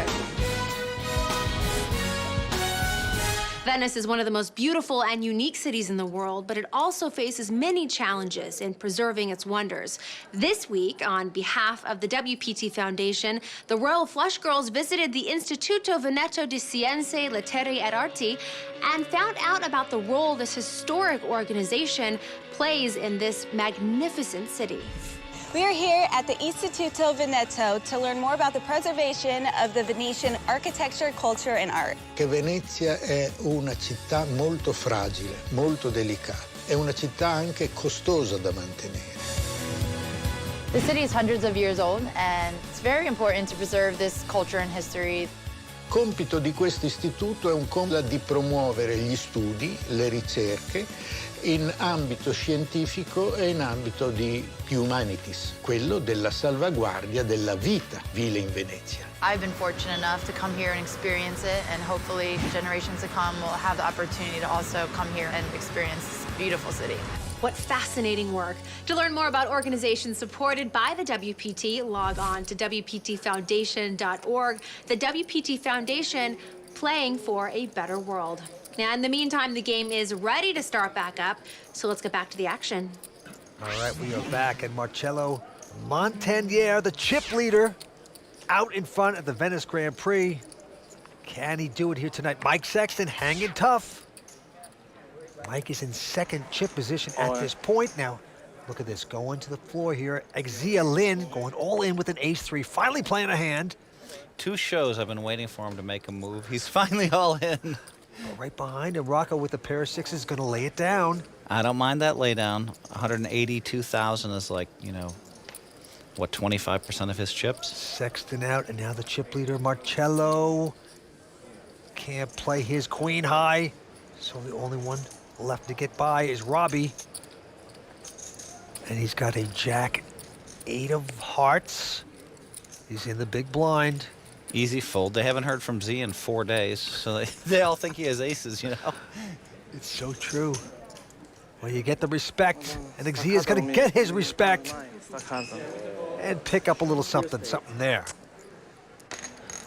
Well, I've got to tell you, Phil, Italy is well represented tonight at this final table, just as it was last season here at the WPT Venice Grand Prix, where Italian pros had the home field advantage. But it was a lone Russian amateur savvy play that caught our attention in this edition of the best of Season 10. From the very start of the final table, the Russian, Renat Bogdanov, employed a campaign of aggression and raised in the cutoff with a 9-7 offsuit. The next 2 players folded, leaving only the chip leader, Andrea Dato, in the big blind to get through. But that was not to be the case, as this Italian pro woke up with a big hand. Most players, as chip leader, would probably 3-bet right here. And elected to just call the Russian amateur's raise. Flop came up king 8-4. Dado first to act, checked. And with only 9 high, Renat put in the continuation bet. He is doing it, Vince. He has come to play. Dado thought about it before making the call. Both players checked the turn. A queen on the river hit Dado's hand, and the Italian fired out a bet. The action was now on Renat, where most people would have insta-mucked their hand. The Russian amateur digested the situation, and in a bold, unorthodox move, put in a min-raise, and it worked. Unbelievable. Throughout this grueling match, Renat Bogdanov would outplay 5 pros to win the Venice Grand Prix. Your name is going to be inscribed on the WPT Champions Cup. The Russian amateur demonstrated that maximum results could be achieved on the heels of a minimum raise in what has become one of the best moments of season 10. There's the WPT Champions Cup. All the champions have their name inscribed on it. 11 years we've been going here on the World Poker Tour. And that is the one thing that's eluded this man next to me, Phil Hellmuth. I'm sorry to bring it up. You haven't been a champion, maybe finalist. Saying it like it is. It's so close. You've won, you've lost. When you lose, you go to the ground, you roll up in a little ball, you make people feel things. We feel for you. Yeah, I mean, that going in the ball was a particularly brutal situation for me. It just felt so unjust to me, so unfair, so, oh my God, I played perfect for 5 days. How could this happen to me? Unfair, and of course, I didn't handle it the best way. I did shake everybody's hand, but on the way off the stage, I fell onto the ground. But it was I have to say, it was probably the most memorable moment of the 11 years on the World Poker Tour. It's the real thing. Wow. The real thing. It was the real thing. It's the real There thing. was so much pain. There was an ace on the river in that hand, Vince. I had queens. He had ace jack, and the river was an ace, and it was for millions in chips, and I was going to be like chip leader, and it hurt. You're getting yourself worked up again. I'm sorry. We're back here, and this one is going on right now. Let's go to the felt. Rocco Palumbo has raised with ace jack to 48. Everybody folds around to Robbie. And Robbie's got a king jack of spades. Call. He's going to call it. Xia Lin looks at an ace. 6 of diamonds. He's going all in with this. He's shoving. Why? Why go all in? I mean, you waited 4 days to move all in, and now you're going to do it with ace 6 of diamonds over the top of 2 people, at least one of which is likely to call you? I'm all in. Well, Rocco's saying, I'm all in. He's going back over the top with his ace jack. And he's going to make Robbie lay down his hand. They squeezed him out. Good luck. So Rocco right now in a great position to knock out Xia Lin. Wow. Xia, they call him Tom Dwan, 87. That's his nickname, because he loves Tom Dwan. And he needs to get some luck here. You could just call him All I Do Is Fold. Ace jack up against ace 6. Can Xia get lucky? What a horrible flop for the ace-6. A 7 comes, he makes a straight, yes, but he still loses. So there's a bunch of cards that will just kill his hand where he can't win. But a 7, it's basically over. Queen, it's basically over. That's right. Jack, it's basically over. Yep. Wow. Here comes the 4th street for Xia. Oh, that's a straight there. Oh my goodness, think about this. If Xia doesn't go crazy in this hand, think about this. Yes. Rocco goes broke on this hand. You're right. Because, oh my goodness, Robbie would have made a king high straight and busted him. Xia Lin, he is out in 5th place. Gonna take home 30,000 euros. The Italian has to say goodnight. So we have to say arrivederci to Xia Lin, who's out in 5th place. We'll be right back with more coverage from the WPT Venice Grand Prix in just a bit. This episode of the World Poker Tour is brought to you in part by Vegas.com. Vegas.com. Do Vegas right.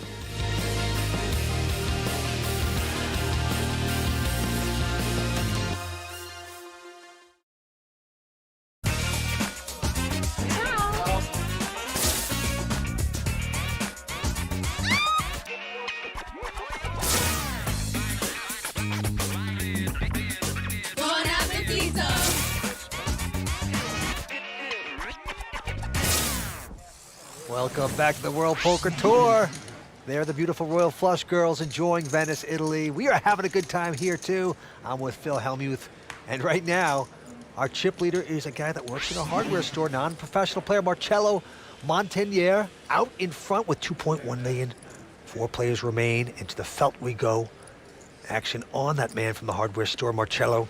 This time he has an uneventful 9-5. Folds the hand.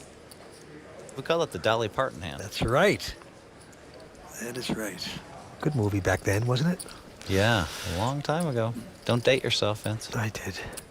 Robbie Benyi with a king-queen. Gonna raise with the button. Makes it 50,000 to go. Rocco gonna lay it down. Our very own Mike Sexton now with an ace-9 of clubs. Mike is, you know, he has 2 options, obviously. He's never folding. He can raise it or call it.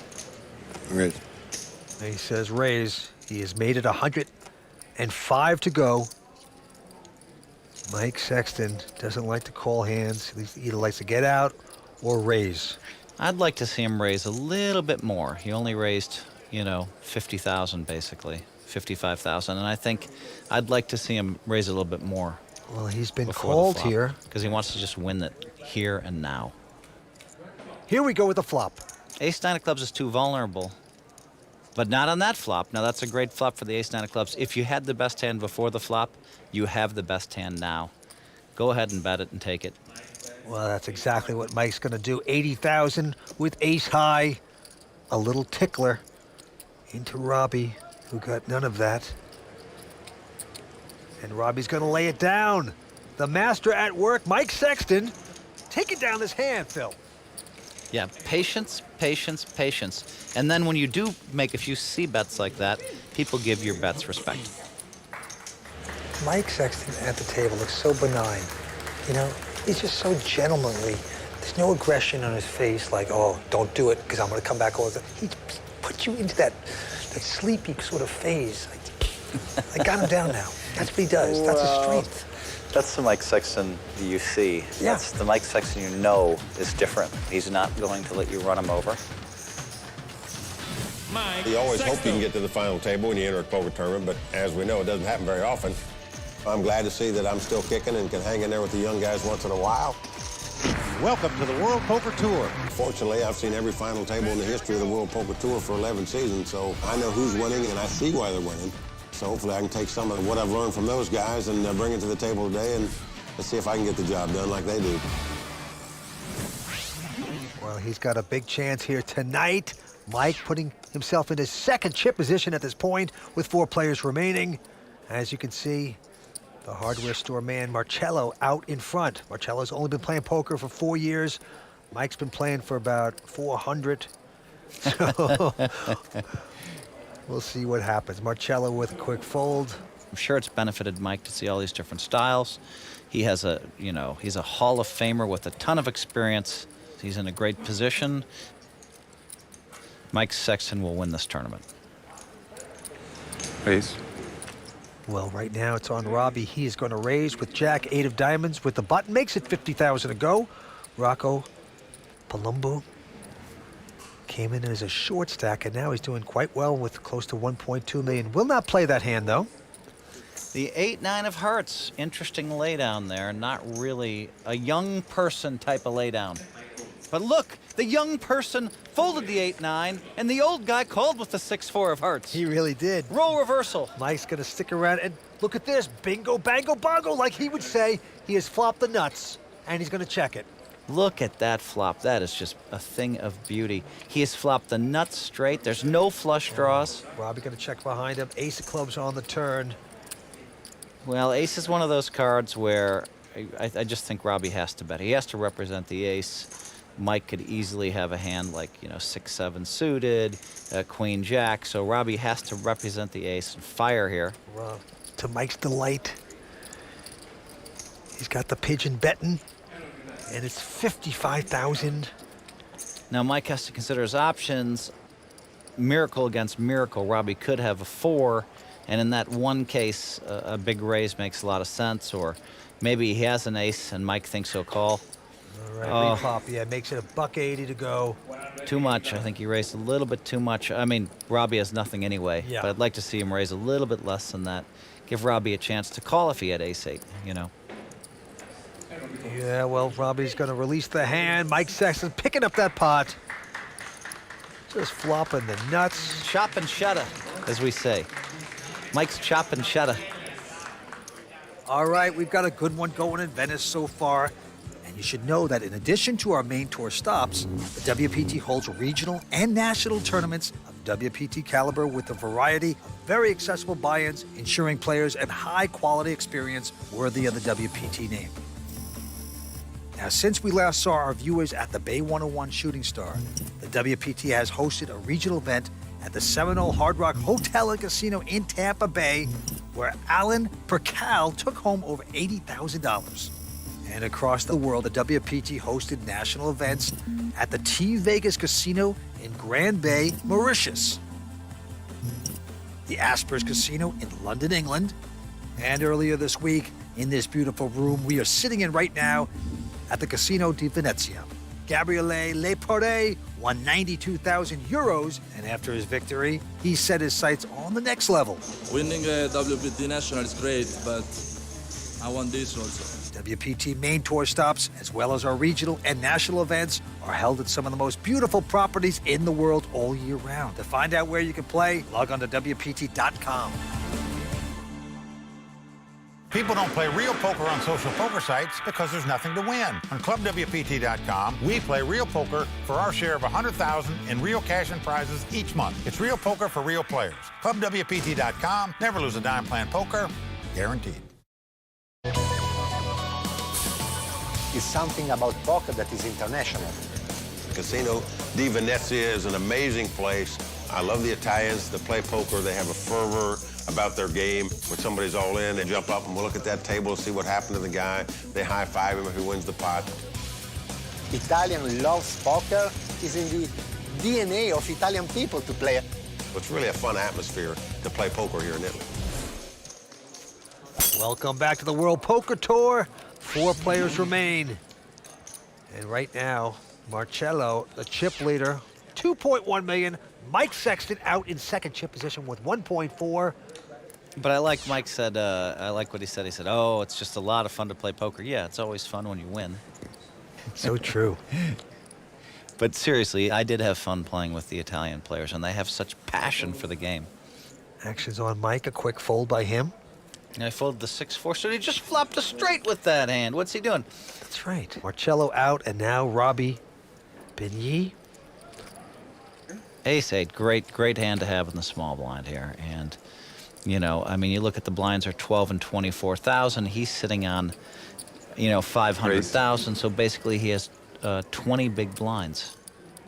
Some people would move in with that hand. I don't like that play, but the math is close to where you're probably, you know, it's getting close where you're supposed to almost move in with that hand. Lucky didn't, because right behind him, Rocco has picked up ace-king. How lucky has Rocco been against Robbie? All in.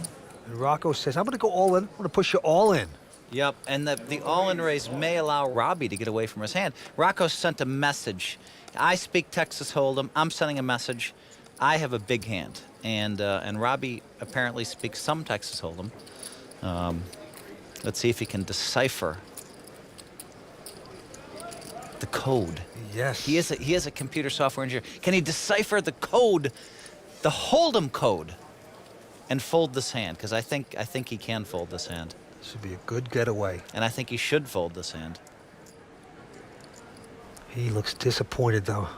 It's interesting, you know, some of the new generation internet kids would call with the ace-8 there, thinking that their opponent had any kind of ace-high or a king-queen or a king-jack. Well, he does the right thing. I'd say that's a very good laydown. Sure. Rocco a little disappointed. He couldn't trap his man right there. What does he want? He had aces against his ace-queen earlier. Wow, what hands Rocco is picking up. Plus, he's playing well as well. Who will become the WPT champion from Venice, Italy here tonight? We will see. Action on Marcelo. And this time, he's got a king-9.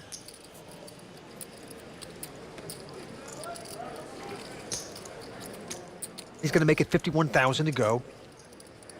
And now Robbie takes a look at, a couple tens. Pretty strong. Robbie considers himself a professional for the last 2 years. All in. And he's going to go all in with it. Now it's on Rocco. Folds his hand. Mike out. Pretty standard all in here.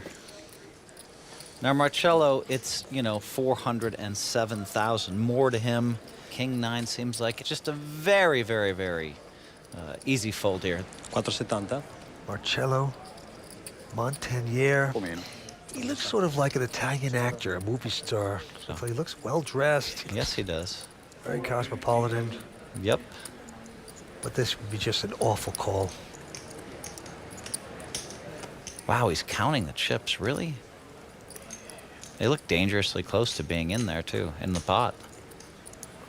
That would be a major mistake. If these chips go in.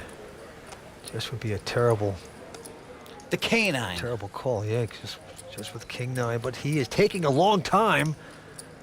Robbie Benyi with a solid pair of tens. Well, he might dress well, but a suave player would have folded the hand a long time ago. Winds up doing the right thing. And Robbie Benyi, the former engineer, he worked for computers for 20 years, will take the pot very nicely. As the race for this WPT title continues, remember that in addition to the lion's share of the prize pool, tonight's champion will also win a seat to the Season 11 WPT World Championship at Bellagio. But you should know that you too can win a seat in a live WPT tournament. Just check out clubwpt.com. If you love poker, then Club WPT is the place for you. The new software is fun to play and is now Mac compatible. For a low monthly fee, you can become a VIP member where you can play unlimited poker, win your share of $100,000 in cash and prizes every month. Log on to clubwpt.com and never lose a dime playing poker, guaranteed. Action is ready to resume, so let's get back to the game. Right back at him. As you can see, Robbie struggling here with 561,000 in chips. Mike Sexton, 1.4, Marcelo, 2 million, and Rocco Palumbo with 1.1. And here we go. Action on Robbie, our short stack. And he won't play that junk. Around to Rocco. Oh, it's not aces again for Rocco. It's a nothing hand. 48. But, whoa, look at this. He's going to raise. Makes it 48,000 with a junk hand. Sexton out. And Marcelo out. So look at that. That's impressive. If you can get away with a lot of raising and taking down pots, that's the purest. That's just beautiful. If one raise wins you the blinds and antes, and you can get away with that a fair amount, every button, it's just beautiful. Well, you're right. It is beautiful. He is super aggressive here tonight. His game is picking up beautifully. And the only defense is to re-raise someone like that. And Mike is in the perfect position to do it. He's watched all the video. He knows what to do. I'd like to see him step up his game just a little bit. But this time he's not going to do it. He folds his hand. Marcelo, though, with an ace-6 of spades in the small blind. So Rocco's min-raised it to 48,000 here. Good move, Marcelo. I like the re-raise here. Make it about 150,000 just to end this thing. But no, interestingly enough, he makes it a total of 85. That's like the smallest re-raise I've seen from anybody all day. That's like almost a min re-raise. It's crazy. Only 37,000 more. You don't want people to call when you have the ace-6 of spades. Make the big re-raise and end it. Well, Robbie has folded, and Rocco will, of course, make this call. He's been induced to call. 37, yeah, totally induced to call. And so we've got ace-6 up against queen 10. And we are flopping, and there's a 10 just like that with 2 7s. So Rocco has outflopped Marcelo. Marcelo checks, good. Rocco, I like his check. Here's why I like it, because if he has the best hand, he's trapping his opponent. And oh, what a great trap card that is. Better and better. Hits the 10. So he has 10s full. Also, Rocco, if, for example, Marcelo had the ace-jack of diamonds on that flop, Rocco didn't want to get raised off of it, so he made a nice check. Well, Marcello's betting 100,000. Now, Marcello only had 85,000 in this pot. Okay, now his $100,000 bet here is fine with me. He needs to find out. I mean, ace high is probably good, and he needs to go ahead and make the bet. Oh, and Rocco is going to make the nice okie dokie call. Show tune's going off in his head. A nice performance. There's a 4, so now basically what Marcello has is a bluff catcher. He has an ace, but really there is no bluff because the board is 10-10, 7-7. So what he needs to do is check and probably fold here. But he's not doing what you're saying, Phil. Marcello, check and fold. Check and fold. Not doing it. He's going to make a bet. 225,000. He's going to donate. Listen, he only had 85,000 in there up until the board was 10-10, 7-7. Putting 100 in there was like, gives you all the information you need. Now he wants to bet $225,000. This is a meltdown, Vince. Back to the hardware store. Oh, my this goodness. Play. And there comes the over the top. 600,000 from Rocco. Okay, so now Marcello has the world's easiest fold. Let's go to the next hand. You lost way too much money on this hand. Yep. Uh-oh. Oh, my God, he's called this. He's just given Rocco the tournament. That's He's incredible. given him 600,000 on the river. Oh, boy. That was a horrendous play. Wow. Oh, man. Now that's going to send him back to the hardware store. Don't look now, but there's a new chip leader. It's Rocco. Unbelievable. Came in as a short stack, former accountant, pushing these guys around. He's got the chips. We're coming back with more action from Venice in just a moment on the World Poker Tour. Texas Hold'em takes just a few minutes to learn and a lifetime to master. That's why we created the WPT Poker Trainer that lets you work on your game anytime you want, from anywhere you want, on your iPhone or iPad. Download your copy today.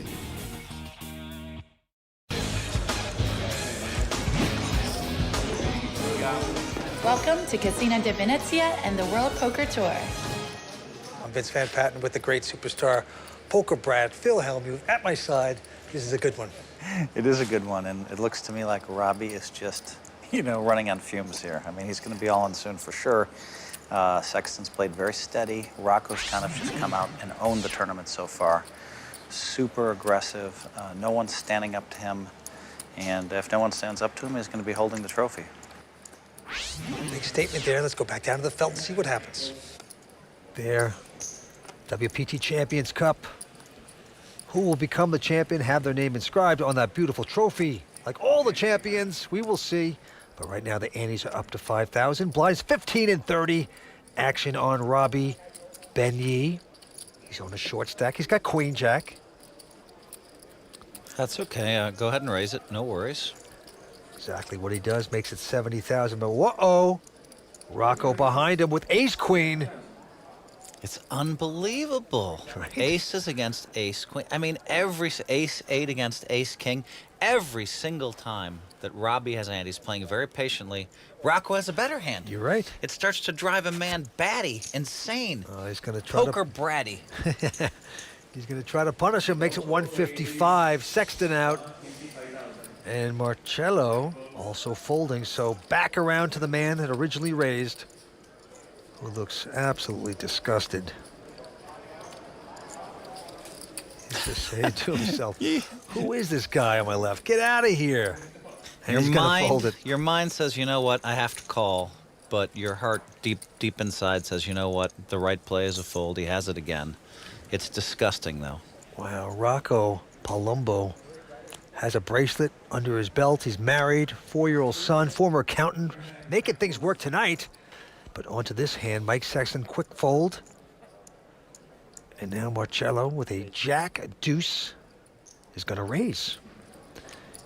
Making it 110,000. And Robbie, be getting tortured here tonight, has ace-6. Could this be the shove hand?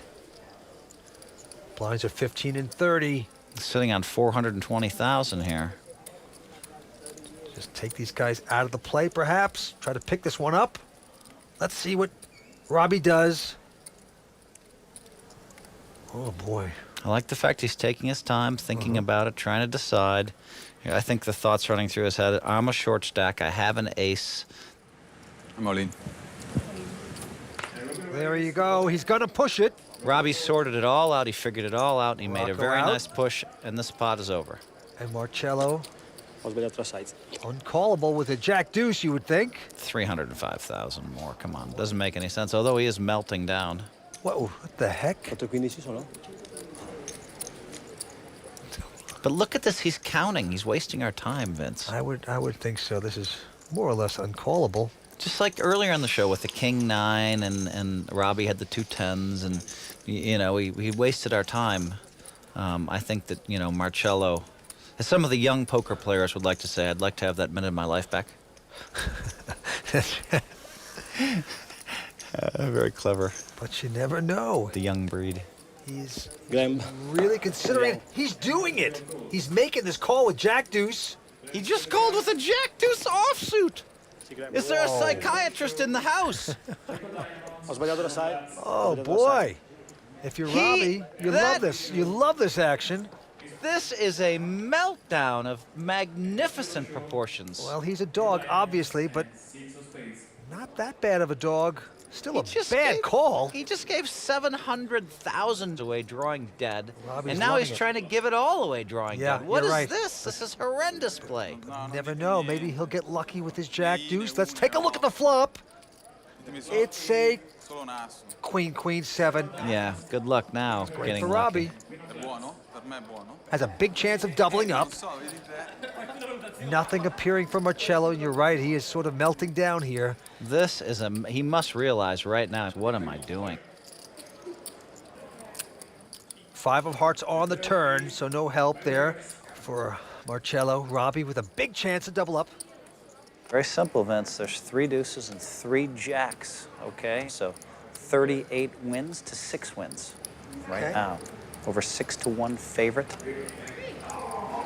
And Robbie's back. Oh, no! But no, the 6-1 shot does not hold up. The river's a deuce. And we're going to say bye-bye to Robbie. Unbelievable. Marcelo feeling it perhaps with jack deuce, makes the call of the year. Makes it on the river. He is knocked out. Robbie Beguet in a shocking way on the river. What you call call of the year, I would call something else. Well, we got to say goodnight to Robbie Beguet. Going to take home 40,000 euros. Awful, awful river card for him. Let's see what he has to say. Shaping up for Mike Vince, Sexton. I'm glad Vince is. I'm glad that Phil Hellmuth's in the box with you because I wouldn't be able to explain that last hand. I play very well all the tournament, and I want to reach first or runner-up. That's my least place I want. A fourth is not enough for me. I want the first place.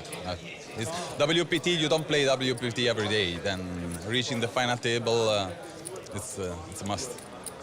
With Robbie Beguet out in 4th place, we conclude our 2nd hour of coverage from the WPT Venice Grand Prix. Now, Phil, are you as surprised as I am about that call? Yeah, I'm surprised. I mean, the Jack Deuce play I thought was really, really bad. And but I'll tell you something, it sends shockwaves to Mike and Rocco.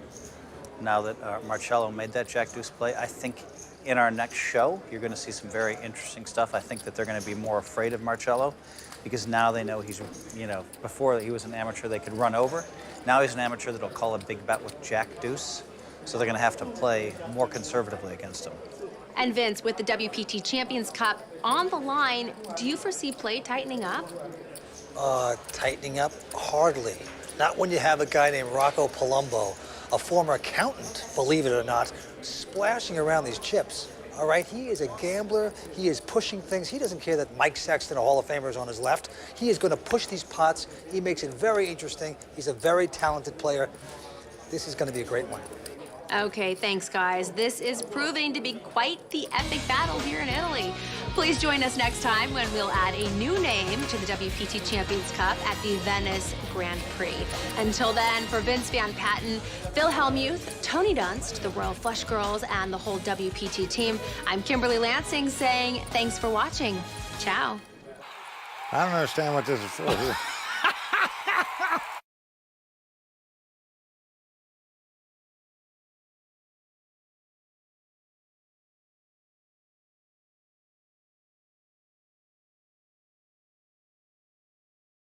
Well, the great Mike Sexton is gone. My buddy, my partner, what an exceptional human being you were and are. What a father to Ty and all your family members. The world will not be the same without you. We love you, Mike. Rest in peace, brother.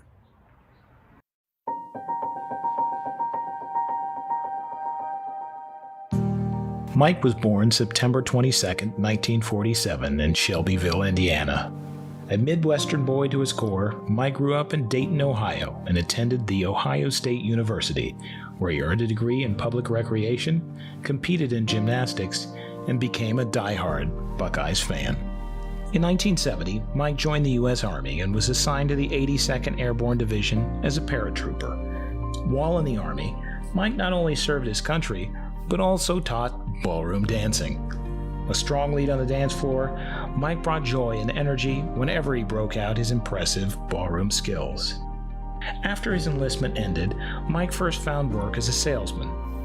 His true calling came, though, when he discovered how well he could do at playing poker, and he took up that game professionally in 1977.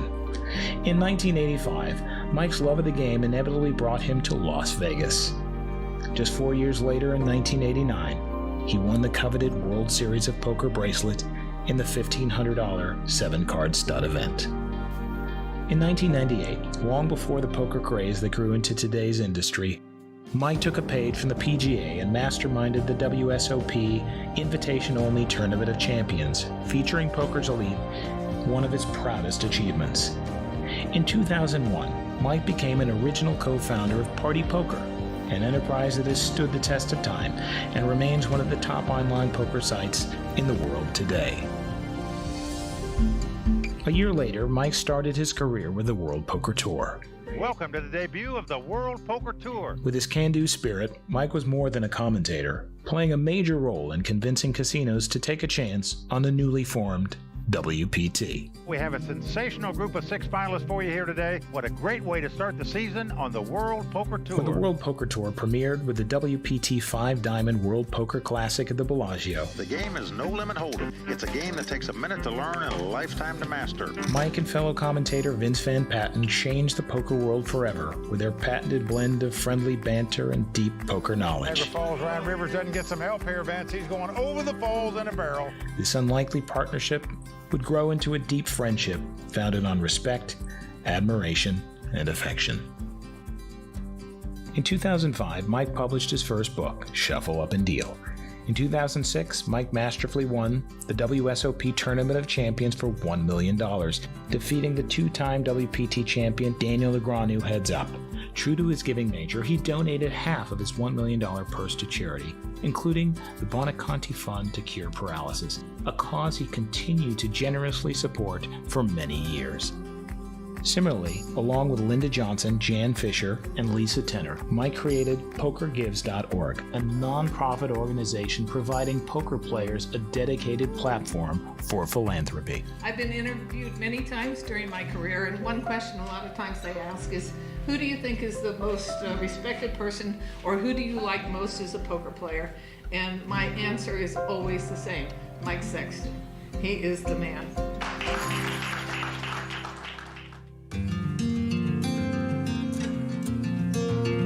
In 2008, Mike received the greatest gift of all, his son Ty. Mike's love for Ty brought a new and meaningful dimension to his life. As a devoted father, Mike loved cheering Ty on at baseball games and proudly shared photos at the table of Ty and their treasured moments together. Ty was truly his world.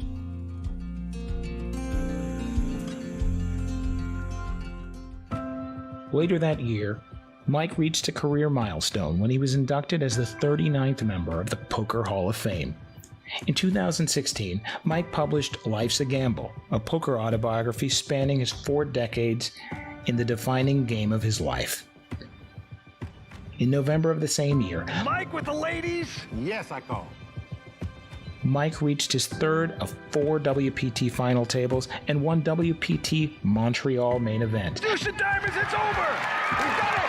besting a field of 648 entries to win nearly $318,000 and making him officially a WPT champion. Let's hear it one more time for the great Mike Sexton. Unsurprisingly, he gave his championship belt to Ty.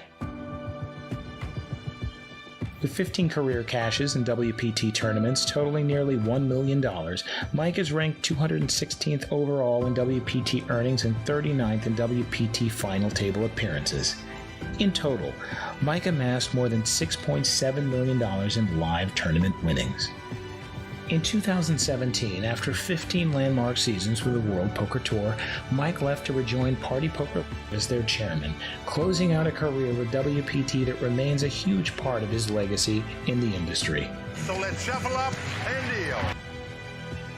That same year, Mike was named a recipient of the WPT Honors. I'm extremely humbled and honored to be receiving this award.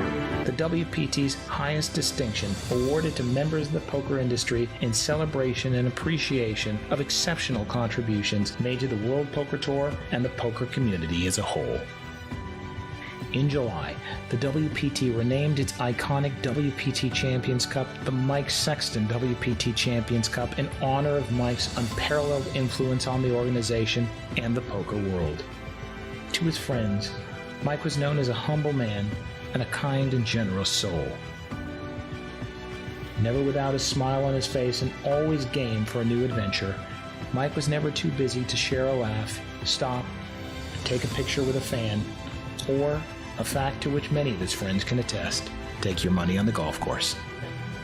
They might only bet $1, $2, or lunch, or beers, but everybody gambles on the golf course. That's the fun of it. And Mike was a storyteller extraordinaire.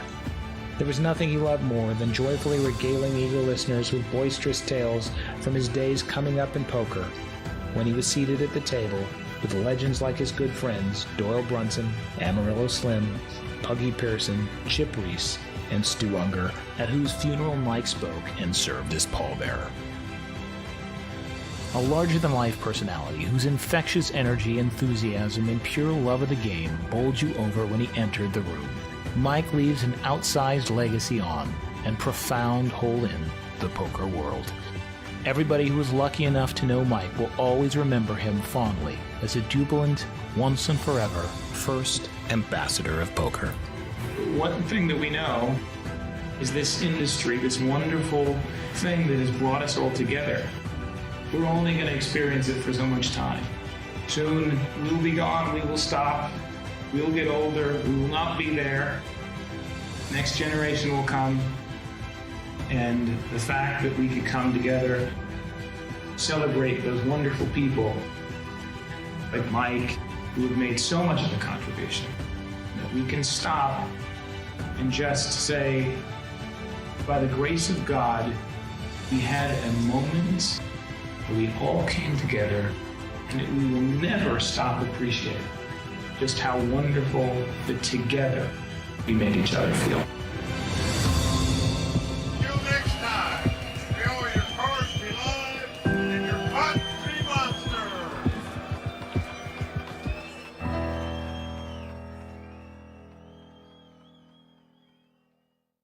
The World Poker Tour is brought to you by ClubWPT.com. Never lose a dime playing poker, guaranteed. Tonight in Venice, Italy, along the banks of the Grand Canal, we are set to crown a new WPT champion. The epic conclusion of the Venice Grand Prix starts now, only on the WPT.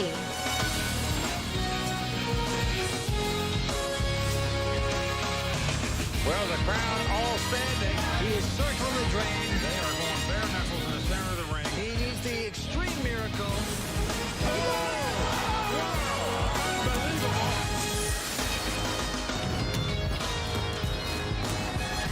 Hi, everyone. I'm Kimberly Lansing, and you are watching the World Poker Tour. Now, Venice, Italy is truly one of the most enchanting cities in the world, and nothing could be more romantic than winning a WPT title right here at the beautiful Casino di Venezia. With 3 players remaining and our own Mike Sexton still in the running, I have to turn to one of the greatest players in the game, Phil Hellmuth, who's sitting in tonight for Mike, and the always charming Vince Van Patten. Now, Phil, let me ask you, with so much at stake tonight, how do these players maintain their focus? Kimberly, I think, from Mike Sexton, maintaining his focus is very easy. He's been on the World Poker Tour stage dozens of times, basically sitting here. So for him, it's easy. He knows what he needs to do, and he has a very good game plan. Marcelo, it's tough to go from being an amateur to winning a title, and you get yourself one foot in front of the other, and all of a sudden, you trip, and he's kind of tripped. And it seems to me like Rocco's just going to maintain his cool. If anything, he could get himself in trouble by playing a little fast. And Vince, who do you think has the best shot of adding their name to the WPT Champions Cup? Well, I'm still going with my man, Mike Sexton. He's a Hall of Famer. He'll be able to figure this out, I believe. Gets a little bit of luck, and he's a better player than both these guys, I think. He is sandwiched between two Italians, okay? He's like the mozzarella in a cheese sandwich, right? But he could still take the big bite out of it, so to speak. I believe in Mike. I think he's going to come back. I can't wait to see what happens next. Neither can I. This should be an exciting fight to the finish. All right, looks like action's ready to resume, so let's check the chip counts and get back to the game. All right, here we go. Chip leader Rocco Palumbo. He's 24 years old. He's catching cards. He's playing well. He's a chip leader with 2.2 million. Marcelo Montenegro, second chip position. Mike Sexton, Hall of Famer, down in third place with 930. And he's a 5,000. Blinds are 15 and 30. Action going to Rocco. He quickly folds, and now Mike Sexton with a king-queen. He has raised it to 60,000, Phil. Yeah, I like his raise here. I like the min raise here. I think it's a good move. Marcello's going to call with 7-5 of clubs. Mike must know that Marcello's played a wide range of hands. And here is the flop. It's a jack, jack 4. Sexton going to check. Marcello checking behind. Another 4 on the turn. Now if I'm Mike, I bet, because king high's probably good. Why give your man a free card? Look at this. They've pulled out full houses. The board plays jacks full, and Mike is making a very shrewd bet. He's bet 200,000. Let me tell you something. There's only 135,000 in the pot. Okay, that means that if Marcello calls, the most he can win is 65,000. So he has to risk 200 to win 65,000. If he's going to call for a tie, Marcello has to call hoping for a split. Yes, it's very likely it's a split, but do you really want to lose 200,000? That's right. That's why it's such a beautiful bet by Sexton. Yep. And Marcello's going to do it. He is going to call for the split pot. And he gets the 65,000 back. Okay, you risk 200 to win 65. I really like Mike's bet on the river there. Well, Mike's a little disappointed that his man called him, but respects it. Marcelo Montenegro is not a professional player. What a feat he is having here tonight. He's actually works in a hardware store in Italy. And they're the beautiful Royal Flush girls. Enjoying the moment. He's the suavest dressed hardware guy I've ever seen. Yeah. Has Marcello. Great patches on his jacket. It's just wonderful. All right, back to this hand. Mike Sexton quickly folding. And there's Marcello. Kind of looks like an Italian actor. He does. He's going to raise with his ace-7. Makes it 60,000 to go. Look at this, right behind it. Rocco Palumbo with an ace-8. Rocco always has the best of it. It's crazy. Isn't it? But I think that you're going to see Rocco, look, he's not even looking at his man. He's just going to make a re-raise from a math point of view. So he's used a lot of aggression just from a pure math point of view. Da-da-da-da-da, computing, da-da-da, ace-8 should be good. I'm going to re-raise. Da-da-da-da-da. Well, he is good. He's got a World Series bracelet under his belt. He's raised to 150, and Marcello's going to stick around. We have ace-8 versus ace-7. And here comes the flop. It's a king-jack-5, no help to either player. Now that is a very dangerous flop for ace-8 offsuit here, but Rocco has no fear. There's 315,000 in the pot, and here comes the C-bet. Yep, he's going to do the continuation bet with ace-high. Looks like 125,000 into the hardware store man. And Marcello, if he could use that creative aggression that he used with the jack-deuce offsuit, which we all piled on and hated, if he could ever come up with a check raise in a spot like this, it would be great for him, but he just has not bluffed enough. Well, he is going to lay it down. He's played an awful wide range of hands, but not bluffed enough. That makes the kind of guy you can just pick apart and beat up. That's what Rocco's doing to him. This week, the WPT Venice Grand Prix has definitely shaken up the WPT Player of the Year standings.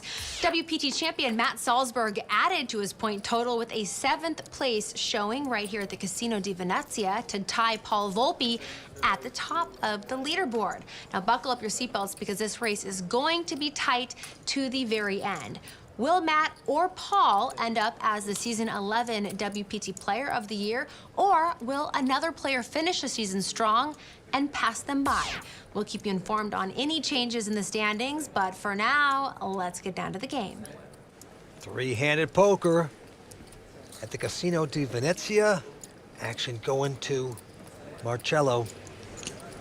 75. He's going to raise with an ace-queen. And now Rocco with an ace-jack.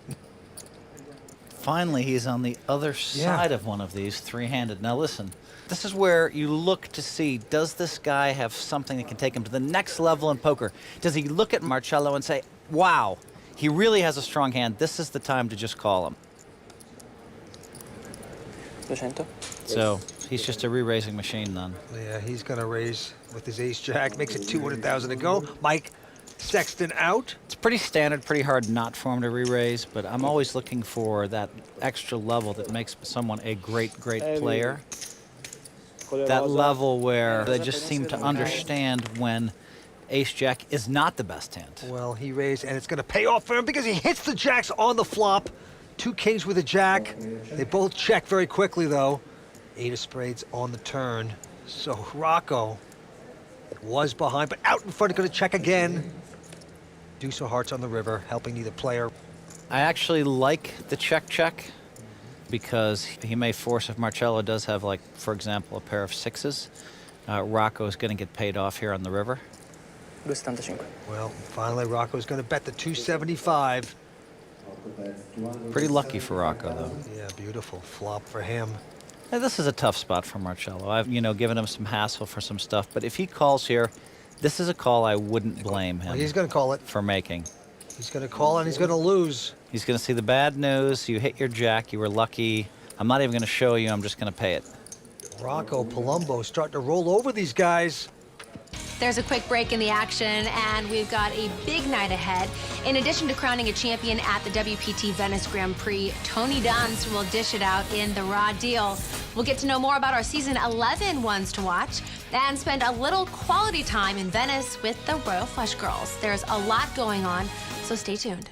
Season 11 of the World Poker Tour is brought to you by ClubWPT.com, where VIP members can win their share of $100,000 in cash and prizes every month. ClubWPT.com. Never lose a dime playing poker, guaranteed. Hi, I'm Danielle, and I'm one of the Royal Flush Girls. Being in Venice, Italy is so amazing. We got to hang out with the European poker players. Got to eat gelato.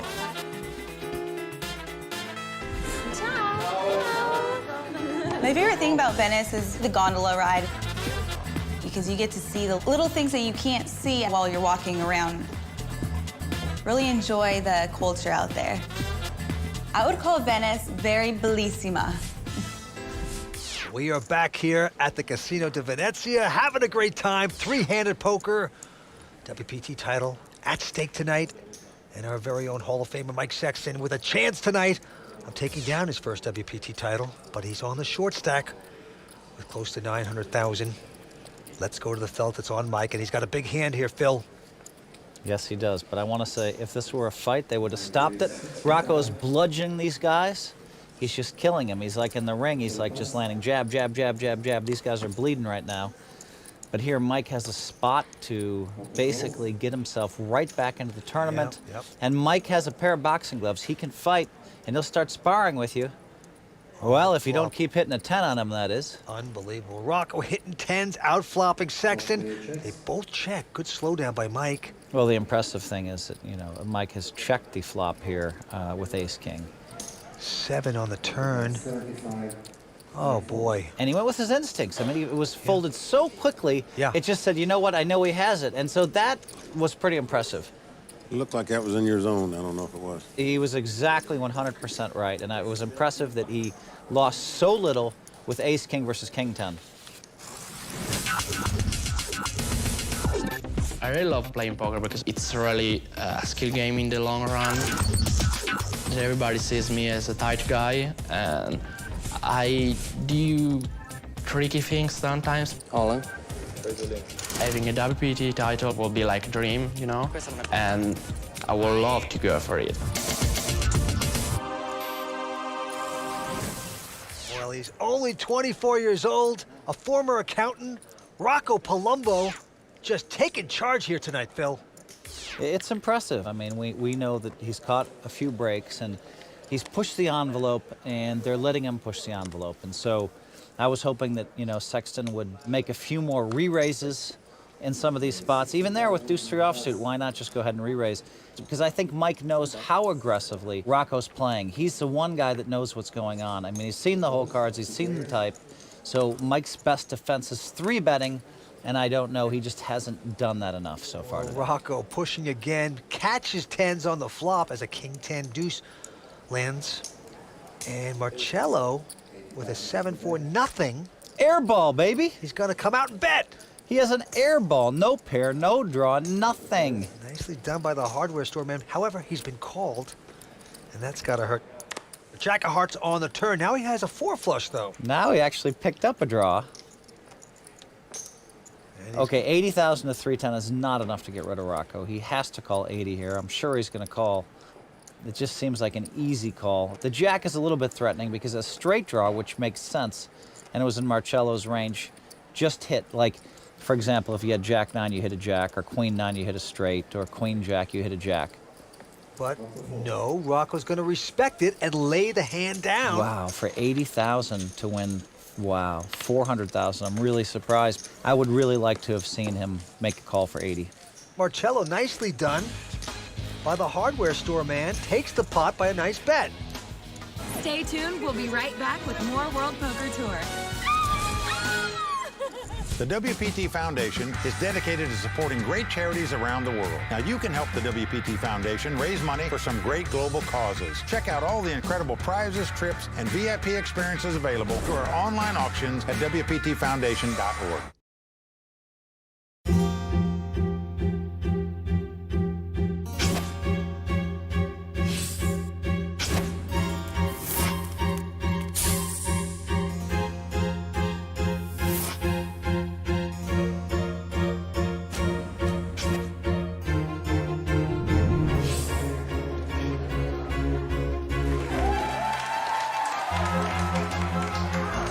Can I have a cold glass of champagne, please?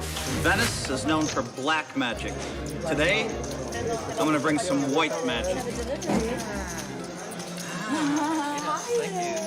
Cheers. Good luck.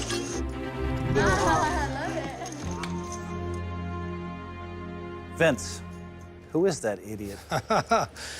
Man, were you always shy as a kid or just to break out of your shell? Where did it happen? How do you become that? Now, you are interesting. You are good for the game. Well, thanks. And by the way, back to the poker.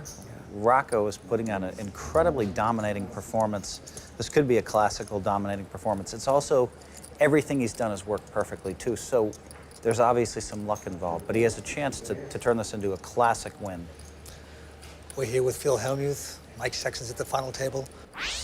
Rocco Palumbo, 2.9 million. Marcello with 1.5.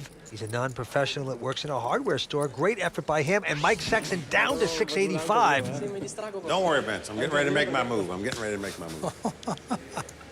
My streak is coming. Let's see if Mike can come back.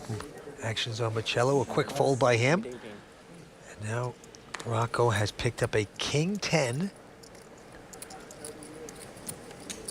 The former accountant is going to raise, makes it 65,000 to go. And Mike Sexton with a king 65. 8. Seems interested.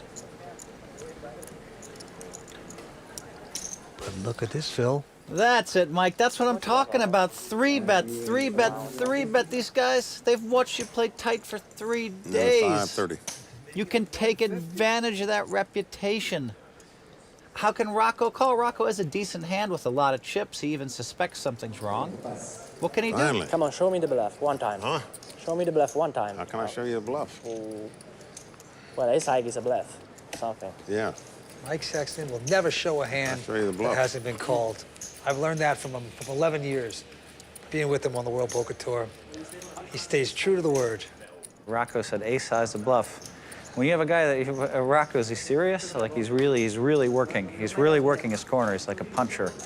You know, I mean, the guy's raised like 70% of the hands. I mean, if Mike raised him with jack high, it's not a bluff, for God's sakes. I mean, you know, I mean, come on. Sometime I have to win a pot off you. Being in Italy, it's apparent that poker is truly a global sport. As players around the world gravitate to the game, the fields have become increasingly more competitive, and it takes a lot to stand out. But one young lady has both the poise and pedigree to make it big, as we see in this edition of Ones to Watch.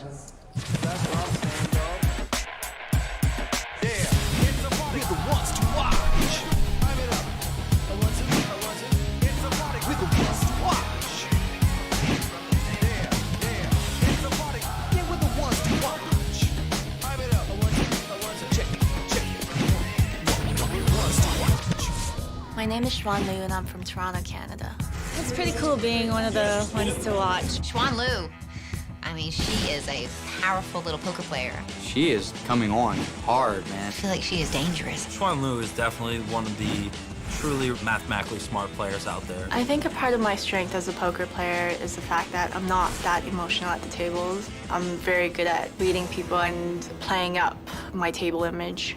My poker game has improved a lot over the years. She has an incredible group of friends around her, some of the best players in the world, like WPT champion Scott Seaver and Vanessa Selps, all the superheroes, you know? I've always been very interested in poker since I was really young. I was born in Tianjin, China, and moved to Toronto when I was 5 years old. Toronto is now my home, but I'm very proud of my roots. I started playing poker with play money by myself. I think I was about 7 years old, but didn't start playing for real money until college. I went to the University of Waterloo. Waterloo is huge. Waterloo has so many poker players coming out of it, it's absurd. The town of Waterloo, that's probably the most successful city in poker in general. There's got to be something in the water in Waterloo. I mean, it's a poker hotbed. The home of all the brilliant Canada poker minds. There's a ton of Waterloo graduates that have won WPT titles, like Michael Watson, Steve Paul Ambrose, Minad Medic. Should I enroll? Should I go to that college? Maybe I too can win a title. I'm willing to do anything. Waterloo, here I come. It would be a dream come true to join the ranks of Waterloo grads who have gone on to win WPT titles. The future looks really bright. Very impressive. Phil, have you played against her? I have at the World Series of Poker in the Stud 8 or Better tournament last year. I played with her in a few other events, and I got to tell you, she played really well, and Ted Forrest said, this girl's a killer, which is a big compliment for him. All right, well, Mike Sexton on the ropes here, circling the drain. Can he come back? Mike this time with a Jack-9 of hearts with the button. And he's going to pop it up, makes it 60,000 to go.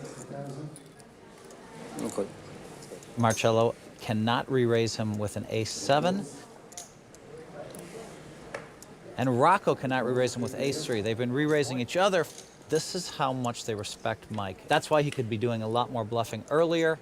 Oh, Mike, you're going to like that flop. Jack 7-6, you picked up jacks? But his patience is going to pay off because Marcelo is not going to get away from this hand. Marcelo has been leaking major oil, and now he's going to give all the chips to Mike, and Mike's going to be right back in there. If he has top pair in a spot where Marcelo, who's on mega tilt, could never in a billion years fold ace-7. Well, Mike's going to do the right thing. He's betting at 150. Marcelo has a piece of that pair of sevens, though, and he's going to call it. Yeah, but at this point, Mike is now going to be all in no matter what comes off. Mike with a big chance here. He really doesn't want to see a club right now, Mike. Or an ace. Oh, man. Aces and sevens for Marcelo, and he's going to check it into Mike. Oh, boy. Look at that. And Mike is really, in his mind, he's like, okay, the ace could not have hit him unless he has exactly ace-6 or ace-7. A club draw, Marcelo would have probably moved in. I'm all in. Oh, so man. Mike has to move in. Oh, boy. Mike's gone all in, and he's been called. You got me. Yes, hit an ace. And then some aces and sevens. Sexton in tremendously bad shape. Marcelo's leaking oil all over the track. Mike hit the oil and went smashed into the wall. Need a miracle. He has 2 jacks left in the deck. That's 2 outs. So basically, he's a 20-1 underdog to hit it. That's really bad. Really unlucky ace for him there on the turn. Mike Sexton's chance of becoming a WPT champion coming down to this card. He gave himself such a great chance, Mike did. I mean, that's the virtue of being patient. 5 of spades on the river. Mike is out. Now, Mike has been extraordinarily unlucky in this spot because Marcelo, who hasn't outdrawn Rocco one time, hops in there on one of the 3 or 4 that Mike plays and outdraws him in that hand. And, you know, very unlucky spot for Mike. What are you going to do? Mike Sexton, our Mike Sexton, Hall of Famer, out in 3rd place in Venice. Going to take home 54,000 euros. Let's go see what Mike has to say. Well, it's always frustrating when you go out at whatever position, whether it's on day 1, day 2, day 3, or the final table if you don't win. So, you know, only one guy can win the tournaments. Just wasn't in the cards for me today, I guess, and maybe I could have played him a little better. Who knows, but it just wasn't my day to win. But, you know, I came to the final table in 3rd chip position. That's where I went out, so pretty standard, I guess. Sad to see Mike Sexton out in 3rd place, but Mike, we are all so proud of you. All right, I'm getting word that Mike is actually heading back to the booth to call the action, and we'd like to thank Phil Hellmuth for sitting in. But right now, it has come down to Rocco Palumbo and Marcelo Montenegro to battle for the WPT Venice Grand Prix title and a coveted spot on the WPT Champions Cup. Heads Up Action will begin shortly. Stay tuned. Pleasure. Hope you didn't laugh too hard at me. No laughter at all. All right. Thank you. No Thank you. laughter at Thank all. you. There wasn't much All you right. could do, honestly. The legendary Phil Hellmuth filled in for me today. We appreciate that. All right, brother. I don't have to worry about him taking my job because I know with this pay, he's never going to take the job. Social poker sites aren't real poker because there's nothing to win. They're just all-in fests. That's why we play real poker on ClubWPT.com, where we can win our share of 100,000 in cash and prizes every month. ClubWPT.com. Never lose a dime playing poker, guaranteed. This episode of the World Poker Tour is brought to you in part by Vegas.com. Vegas.com. Do Vegas right.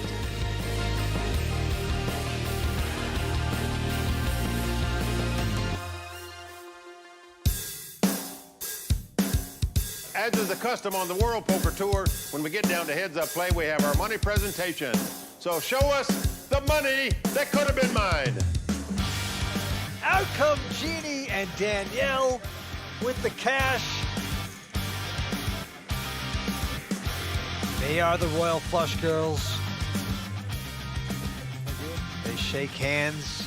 Champagne for the players. Bring me a double, please. Oh, yes. Tuba delivering the champagne here in Venice, Italy. Look at that, Vince. They're toasting. They just broke me. We have Marcelo Montenegro, works in a hardware store, non-professional, going up against Rocco Palumbo, a World Series bracelet winner, for the championship here tonight. Who will take this title? Heads Up Play at the WPT Venice Grand Prix is about to get started between Rocco Palumbo and Marcelo Montenegro. During the break, we caught up with Rocco. Well, I'm trying not to think too much. I mean, it's been a great final table and I'm running pretty good, so I'm trying to think just playing and then not focus too much on the prizes and just play my best. Who will emerge triumphant in Venice and add their name to the WPT Champions Cup?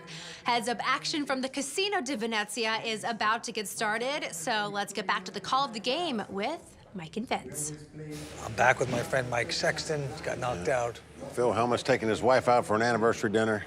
You're stuck with me for your date. I'm a pouting, miserable date right now, Vince. I'll try not to behave too badly, but I'm still frustrated I'm not sitting down there playing heads up for this title, but I guess you can't complain when you make some money in any tournament, you know? You did very well. We're very proud of you. Let's get back to this action. Heads up action between 2 Italian players. Rocco there, very aggressive tonight, has 3 million. And of course, Marcelo, he's got about 2 million. Here we go. Well, Vince, certainly from the eyeball test, at least from my sitting at the table watching these guys play, it seemed to me that Rocco is the much better player. Well, he is more aggressive, that's for sure. And the blinds are 15 and 30, and Rocco has raised with a king deuce. And Marcelo with a queen 10 of clubs, just calling. And now we're going to see our first flop, the heads-up action. And a queen just like that, 9-6. Queens for Marcelo. Yep, great flop for Marcelo.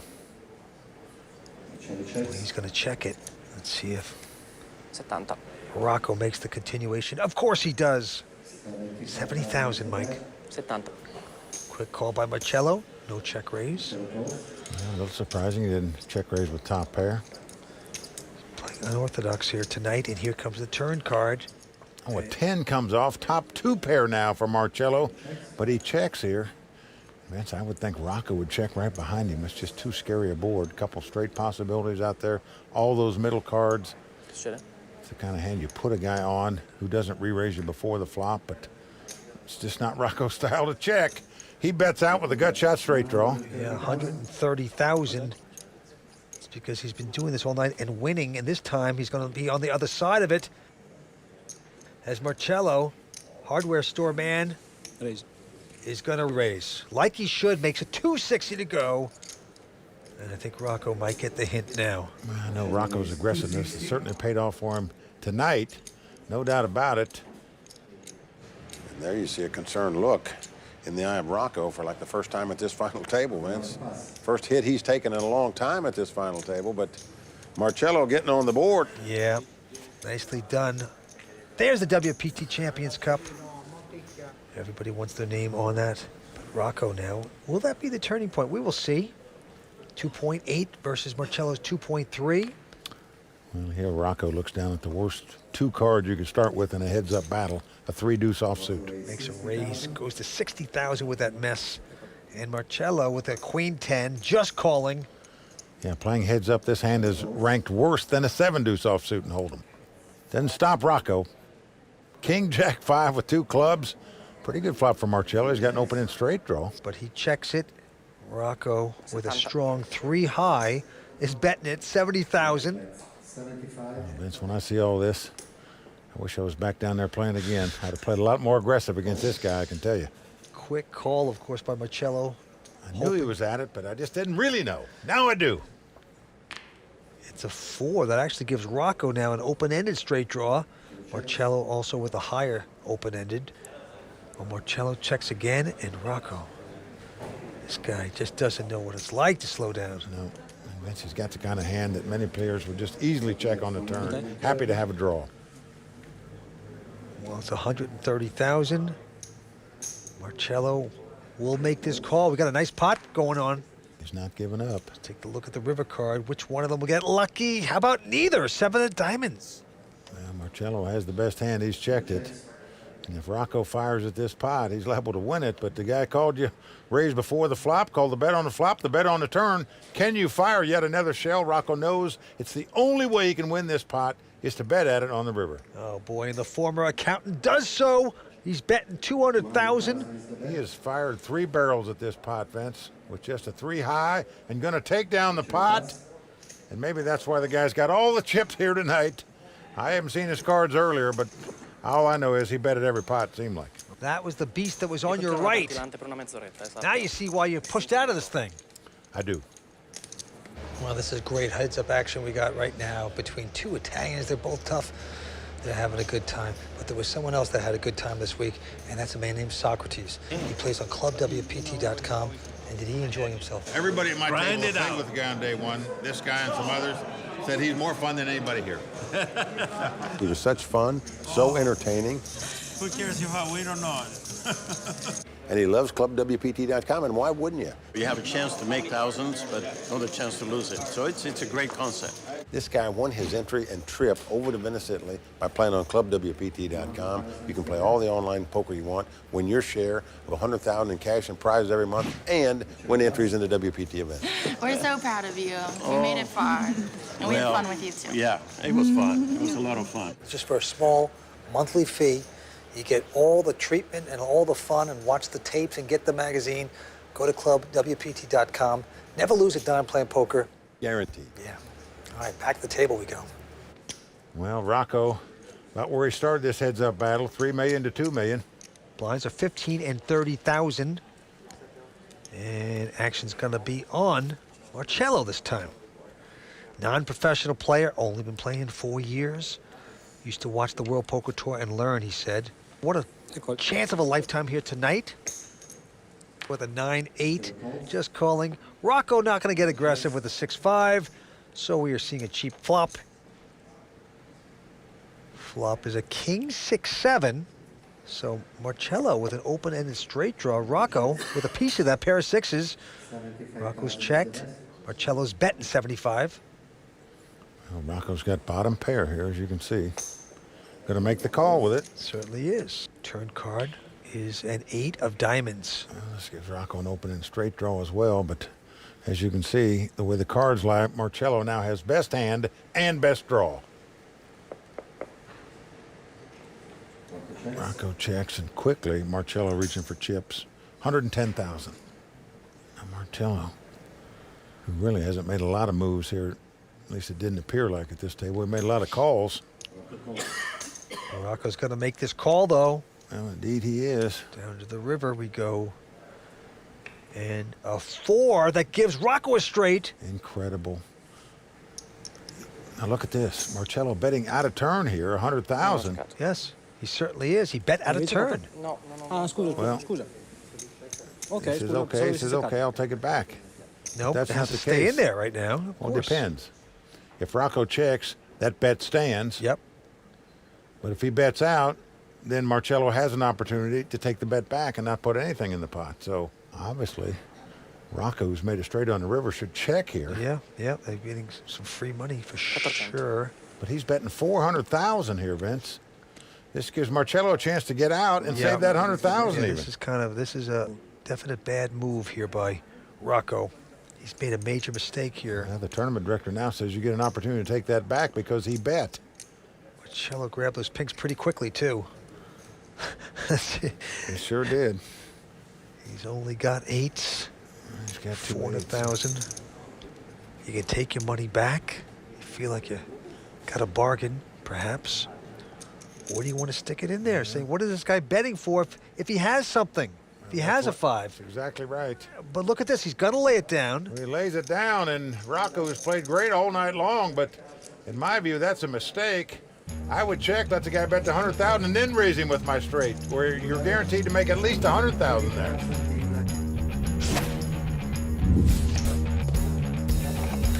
Viva Italia. Welcome back to the World Poker Tour. We're at the Casino di Venezia. Heads-up action continues.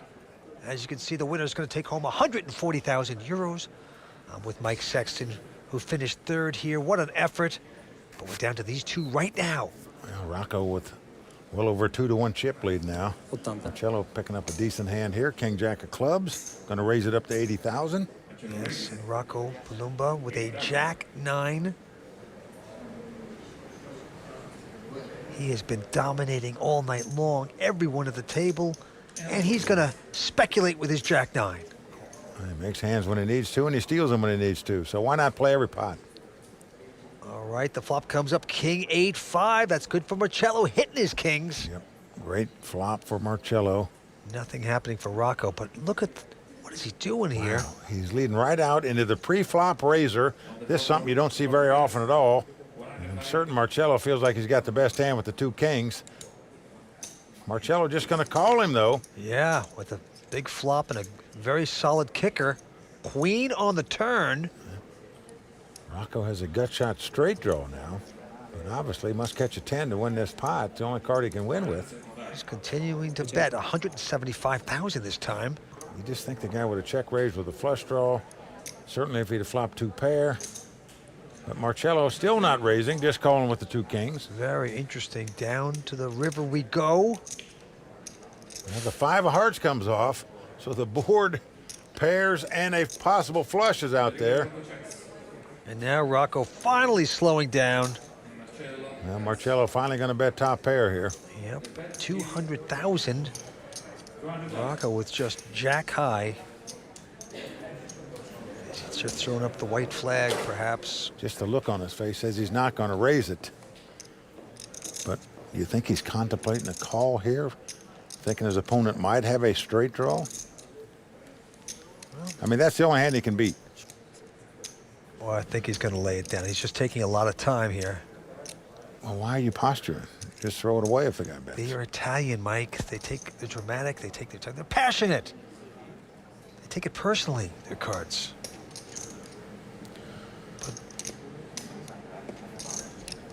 He's a former accountant. Wow, he called him, Vince. Call. Has to put him on specifically a 6-7 to make that call. Look at this semi-slow roll here. As Marcelo throws up the king. Oh, man. Well, Rocco laughs, but very puzzling. Must have put him on exactly a straight draw, Vince. There's no other hand he could call there in that spot. Yeah. Very strangely played hand there. Bad evaluation. No matter where the game is played or what language is spoken at the table, one thing is certain. Our own Tony Dunst will definitely have an opinion on the play. So right now, let's hear what Tony thinks in this edition of the Raw Deal.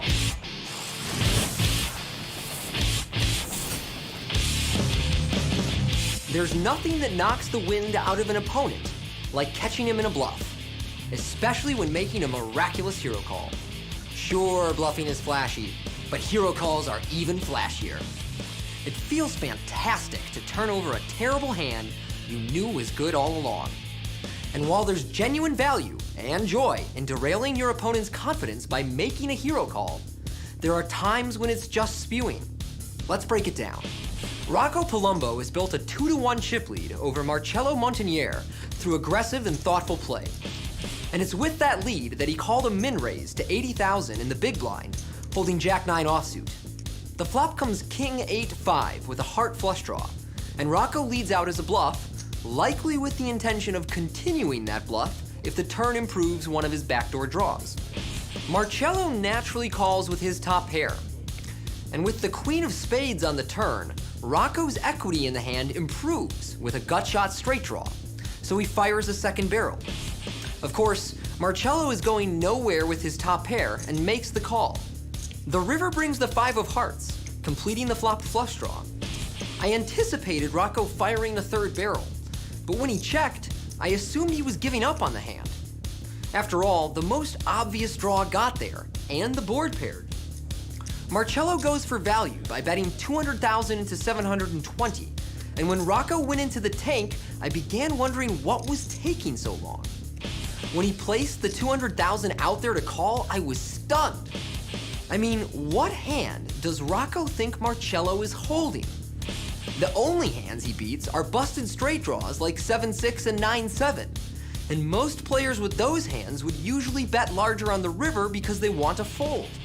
So while I appreciate Rocco's desire to make a soul-crushing hero call, it was obvious this was not the hand to attempt it. A true hero knows when to let one go. Otherwise, the only thing he'll crush is his own stack.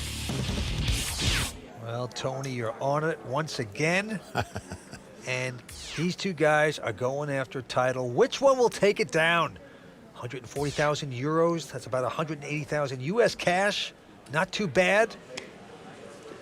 And to the felt we go. Rocco this time with a Jack-8. He's going to raise. Makes it 80,000 to go. Well, that's, I guess, maybe one of the times to make a hero call, as we say, is when you got the big chip lead and everything's going well for you. But yeah, that one backfired on Rocco. Let's see if it'll cost him. So this is Marcelo this time. Has a pair of 9s. Wakes up with a real hand, a wired pair. And he's going to re-raise. Makes it 170 to go. Well, Rocco just got burned with a Jack-9 offsuit. He could get burned again with a Jack-8 offsuit here. He plays this pot. 90,000 in addition, and he's got 3.7, so he can afford to speculate. Well, I'm not sure you want to give away chips with this kind of hand, but we'll see what happens. Oh, an 8, Jack-8, 2 pair for Rocco. Oh, buckle up, folks. We're going to see some fireworks here. Marcello's got a pair and an open-end straight draw. Rocco, as you can see, is flop top and bottom pair. How lucky is this guy? Wow, Marcelo coming out swinging like he should. 180 with the open-ended, with the pair. Rocco's definitely going to raise here, Vince. If your opponent's got king-queen or ace-queen or ace-king, you just can't give him a free card here. That is right. And he does raise, makes it 480 in total. Now, if you're Marcelo, you've got 2 9s and open in straight draw. Do you want to ship it all and get it all in here? Maybe your opponent's got king, queen. No, he's just going to call it. Maybe thinking if a baby card comes off and the guy fires again, I can get away from this hand. This is a very big pot. Well, he's got over 800,000 left, but let's see what happens. Rocco, the former accountant, in a good place, and a 4 of diamonds makes it even better. Wow, now Marcello's going all in. A snap call there by Rocco. Just surprised if Marcelo was going to make that play, he just wouldn't have got it all in on the flop. Though it wouldn't have helped any because we know how strong Rocco was.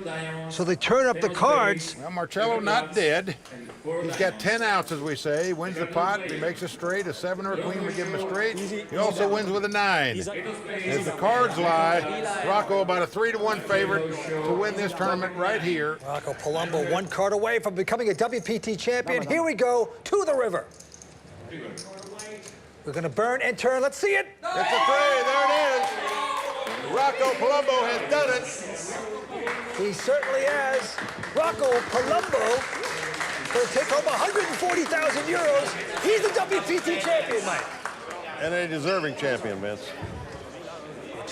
But before we talk to our champion, let's talk to our runner-up, Marcelo. Sono molto soddisfatto lo stesso. Un secondo posto comunque a un WPT penso che sia importante. È che non riesco mai ad arrivare primo. Ho fatto sempre secondo, però va bene, dai. Sarà per la prossima volta magari. Si spera. Well, we're with the Venice Grand Prix champion, Rocco Palumbo. Rocco, congratulations, first of all. But let me ask you about your aggressiveness at the final table. I was part of the terror that you reigned on this table. Was that your plan of attack from the get-go? Well, not. I just got chips and, I played the game. And I always had the nuts, like I was. And what does it feel like to be a WPT champion and get your name engraved on the WPT Champions Cup with the legends of the World Poker Tour? It's definitely an honor, and I'm pretty excited about it. Well, congratulations to you and to Italy for taking down this title. One more time, let's hear it for our champion, Kimberly. Back to you. What a remarkable performance, and congratulations to Rocco Palumbo, the Season 11 WPT Venice Grand Prix champion. Please join us next time when we travel to the Sunshine State for the WPT Seminole Hard Rock Showdown. Until then, for Mike Sexton, Vince Van Patten, Phil Hellmuth, Tony Dunst, the Royal Flush Girls, and the whole WPT team, I'm Kimberly Lansing saying thanks for watching. Good night. I don't understand what this is for here.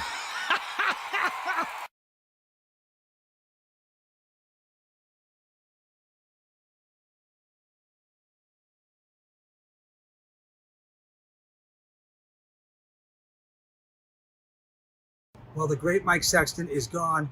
My buddy, my partner, what an exceptional human being you were and are. What a father to Ty and all your family members. The world will not be the same without you. We love you, Mike. Rest in peace, brother.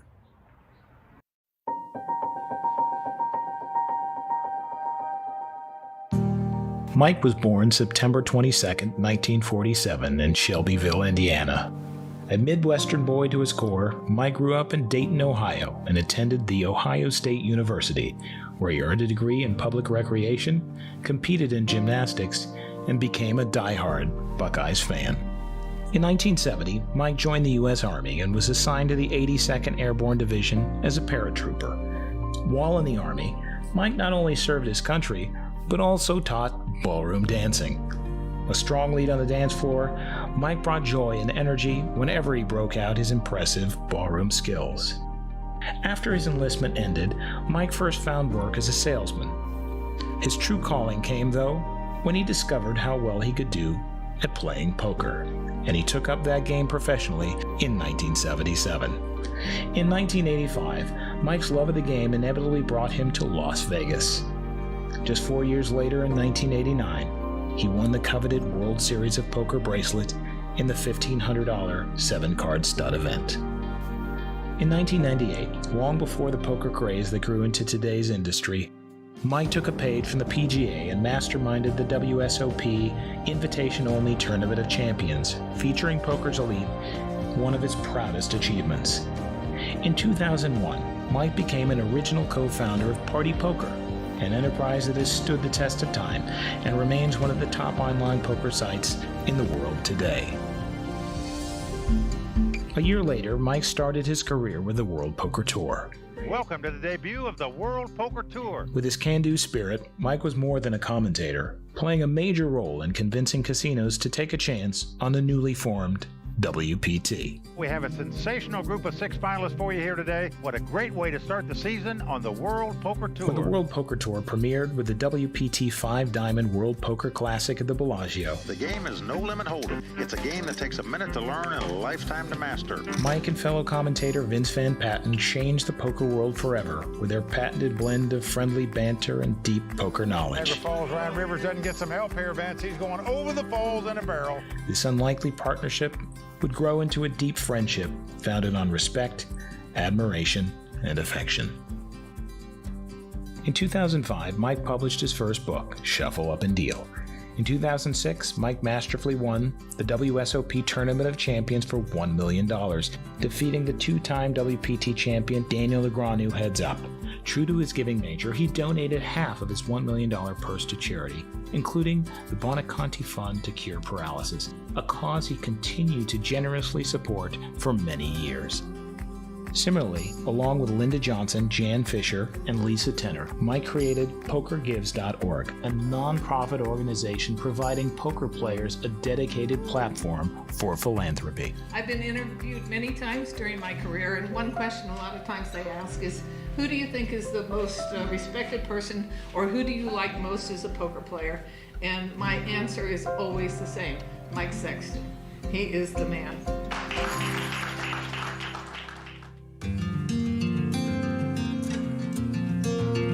In 2008, Mike received the greatest gift of all, his son Ty.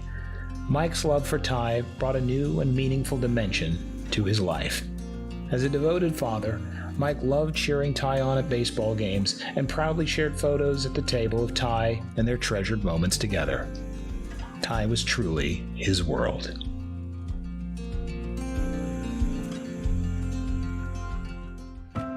Later that year, Mike reached a career milestone when he was inducted as the 39th member of the Poker Hall of Fame. In 2016, Mike published Life's a Gamble, a poker autobiography spanning his 4 decades in the defining game of his life. In November of the same year, Mike with the ladies? Yes, I call. Mike reached his 3rd of 4 WPT final tables and won WPT Montreal main event, Deuce and diamonds, it's over! We've done it! besting a field of 648 entries to win nearly $318,000 and making him officially a WPT champion. Let's hear it one more time for the great Mike Sexton. Unsurprisingly, he gave his championship belt to Ty. With 15 career cashes in WPT tournaments totaling nearly $1 million, Mike is ranked 216th overall in WPT earnings and 39th in WPT final table appearances. In total, Mike amassed more than $6.7 million in live tournament winnings. In 2017, after 15 landmark seasons with the World Poker Tour, Mike left to rejoin Party Poker as their chairman, closing out a career with WPT that remains a huge part of his legacy in the industry. So let's shuffle up and deal. That same year, Mike was named a recipient of the WPT Honors, I'm extremely humbled and honored to be receiving this award. the WPT's highest distinction awarded to members of the poker industry in celebration and appreciation of exceptional contributions made to the World Poker Tour and the poker community as a whole. In July, the WPT renamed its iconic WPT Champions Cup the Mike Sexton WPT Champions Cup in honor of Mike's unparalleled influence on the organization and the poker world. To his friends, Mike was known as a humble man and a kind and generous soul. Never without a smile on his face and always game for a new adventure, Mike was never too busy to share a laugh, stop, take a picture with a fan, or, a fact to which many of his friends can attest, take your money on the golf course. They might only bet $1, $2, or lunch, or beers, but everybody gambles on the golf course. That's the fun of it. And Mike was a storyteller extraordinaire. There was nothing he loved more than joyfully regaling eager listeners with boisterous tales from his days coming up in poker, when he was seated at the table with legends like his good friends Doyle Brunson, Amarillo Slim, Puggy Pearson, Chip Reese, and Stu Unger, at whose funeral Mike spoke and served as pallbearer.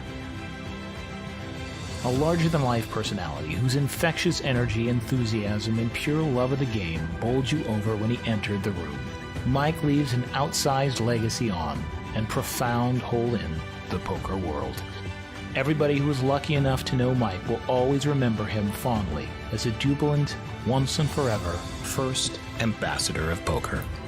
One thing that we know is this industry, this wonderful thing that has brought us all together. We're only going to experience it for so much time. Soon, we'll be gone, we will stop, we'll get older, we will not be there. Next generation will come, and the fact that we could come together, celebrate those wonderful people like Mike, who have made so much of a contribution, that we can stop and just say, by the grace of God, we had a moment where we all came together, and we will never stop appreciating just how wonderful that together we made each other feel.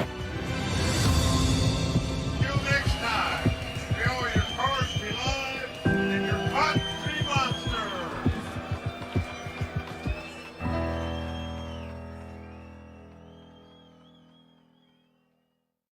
The World Poker Tour is sponsored by ClubWPT.com. Never lose a dime playing poker, guaranteed. Good evening, everyone, and welcome to the World Poker Tour. I'm Lynn Gilmartin. We're thrilled to return to Canada's Playground Poker Club, where in past seasons we've seen great players fight to the finish and add their name to the Champions Cup. For the past 6 days, the tournament floor has been filled with contenders from all over the globe, eager to make their mark on the poker scene.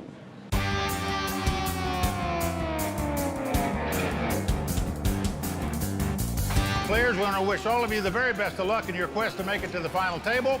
Dealers, shuffle up and deal. Good luck, players. WPT Montreal is always a favourite tour stop, attracting heavy hitters and hopefuls in full force. It's my first time to Montreal. Everybody always talks about what a great stop it is. The casino's great. It's a cool spot. It's the only event on tour that we have that big belt, like a championship prize fight. It'd be nice to get that, but a little better to get the money. Montreal native and WPT Champions Club member Eric Afriat wanted to keep the belt in Canada. I just feel that something magic is in the air and things are going to happen. With the option to enter or re-enter on any of the 3 starting days, players could adjust their game accordingly. If you've got that one bullet, you need to be careful with that one bullet, but if you're willing to get in there and gamble a little bit, that means you can re-enter the next day if you get knocked out. As the day went on, new faces joined the action. And even more hit the rail. As play was coming to an end, Jeff Gross, who made a deep run here in season 11, was feeling good. We're off to a great start, and it's an amazing city here in Montreal, so it's nice to have a few days off if you can. Jeff was one of the 47 players who would survive and move on to day 2. Leading the way was WPT champ Eric Afriat, who not only found magic in the air, he was the only player to bag over 200,000 in chips. But no matter how many chips they were bagging, they were all excited for 2 days off in Montreal.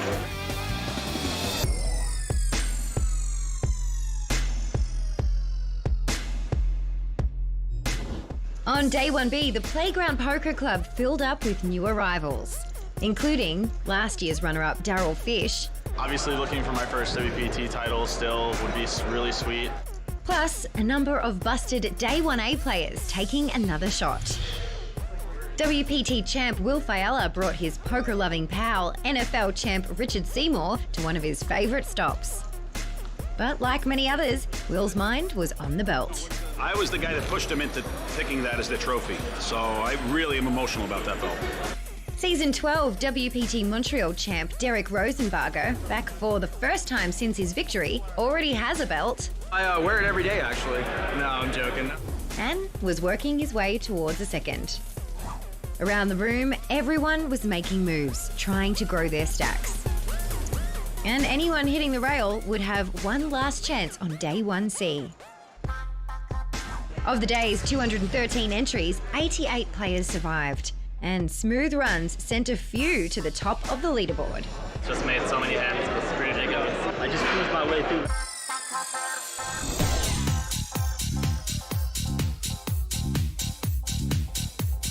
Plenty of fresh faces joined the field on the third and final starting day.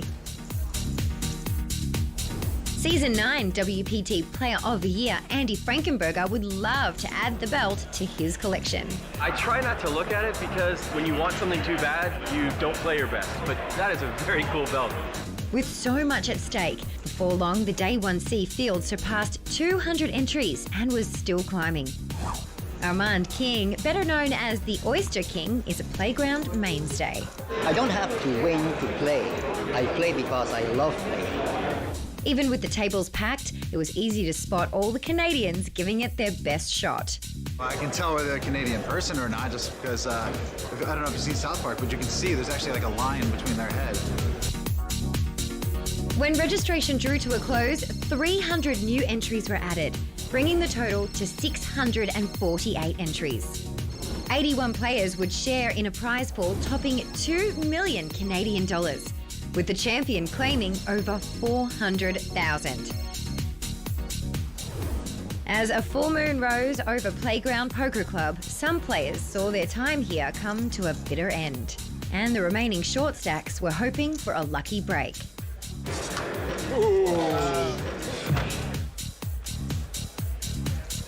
As the clock ticked down and the day came to an end, 139 players were still in the hunt for the WPT Montreal title, including many who have had their share of success on the WPT stage. But it was Daniel Maor who found himself on the top of the leaderboard, and he knew there was still more work to do. 4 more days to play, and it's going to be a long, grueling road ahead. It was a beautiful day in Montreal, and all the Day 1 survivors returned to start Day 2 with a long battle for the belt ahead. I'm pumped. I have a good feeling about this tournament, so we'll see. In a 3-handed pot, Mike Sexton was all in for his tournament life, holding 9s, but was in bad shape against Jake Schwartz's aces and David Kwong's suited ace-king. 9 ball in the corner pocket. 9 hearts. After a flop with 2 diamonds, Sexton's fate was all but sealed. 9 hearts. Oh, one outer. Who called it? Who called the heart? But the 9 of hearts on the river was the one outer Mike needed. Still alive. Still alive and kicking. I'm being omen here. The field continued to thin, with a number of players ending their run in Montreal. The money bubble was approaching, and most players were feeling the pressure. Except, of course, those successfully growing their stacks. I mean, I'm quite happy about that hand. That's probably the best hand I played today. During hand-for-hand play, all eyes were on Akshay Sutar, who was all in and just needed his jacks to hold. But after an ace on the flop, he would fall just short of cashing at Playground Poker. I think it's exciting. Just going deep. I'll get there someday, I guess. With the remaining 81 players finally in the money, chips were flying. And the flurry of eliminations continued. I wanted the belt, really wanted the belt, but maybe next time. As play wound down for the day, just 50 players remained, including 2 of last season's final tablists, eyeing another deep run. I have some nightmares about, being so close to winning that illustrious belt, but it's still possible, so the dream is definitely still alive. And with Canadian Emma Zimovic on his tail, Belgian Michael Gaffey would lead the way into Day 3.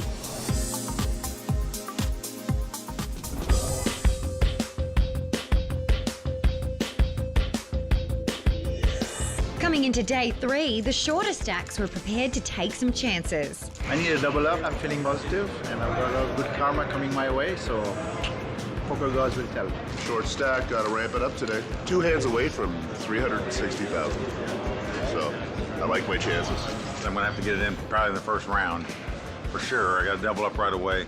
And Justin Liberto was eager to take advantage. Feel motivated and ready to take out my friend Jake here. No! Of course, Andy Frankenberger knows that you can't build your stack if you aren't in your seat. The antes and blinds wait for no one. Early action proved to be fast and furious. And in a three-handed pot, two more had their tournament life on the line. Amazing. Our own Mike Sexton led the way with pocket aces. Justin landed a fourth diamond on the turn. But Mike's aces held, and he took all the chips. A triple up here, just like I needed. The morning mystery was solved when Andy Frankenberger finally arrived, toting bags of his favourite Montreal bagels to share with the field. Had to get the bagels. Cost me a few blinds, though. So I hope you enjoy them. Just like that. With so much on the line, any hand could bring victory.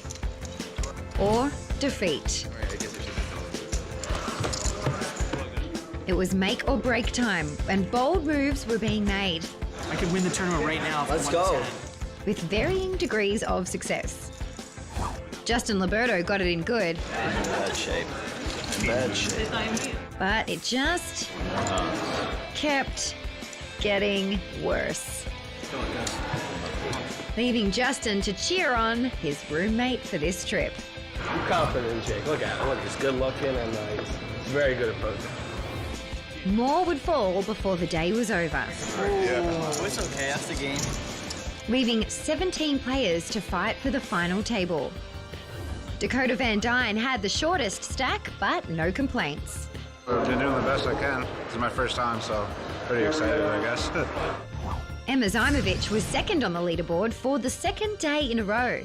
But Samuel Gagnon owned the top chip position, more than $1 million ahead. 16 to beat. And it's going to be a long day tomorrow for sure.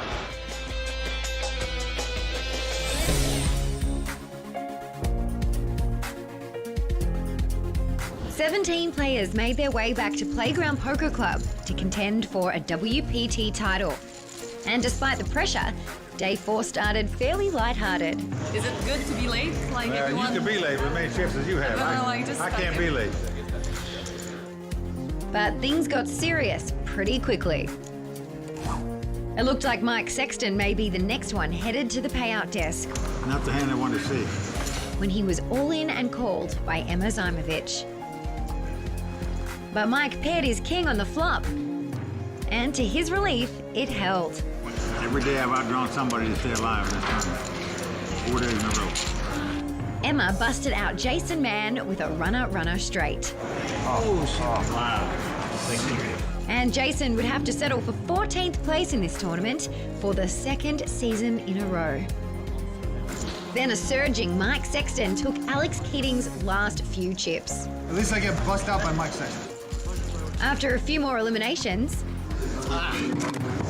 the remaining 10 players were at one table with just 4 eliminations to go. Bunch of shots, good luck. Dealer, shuffle up and deal. Emma and Benny Chen wielded their towering stacks, bringing the field down to 7. Samuel Gagnon, who started the day as chip leader, shoved 10s from the button and was heartbroken when Mike Sexton called holding pocket jacks. Mike's jacks held, sending Samuel home on the TV bubble. I don't regret any decision. I've been card dead never before, and I did my best.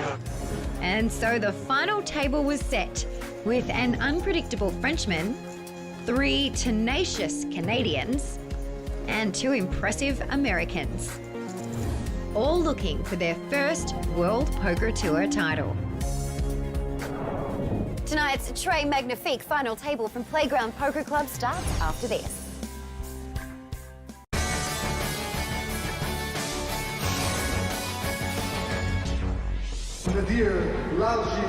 I've never been on a final table of a big event like this one. I'd love to have my name on that cup. It would be a dream come true. Jake Schwartz.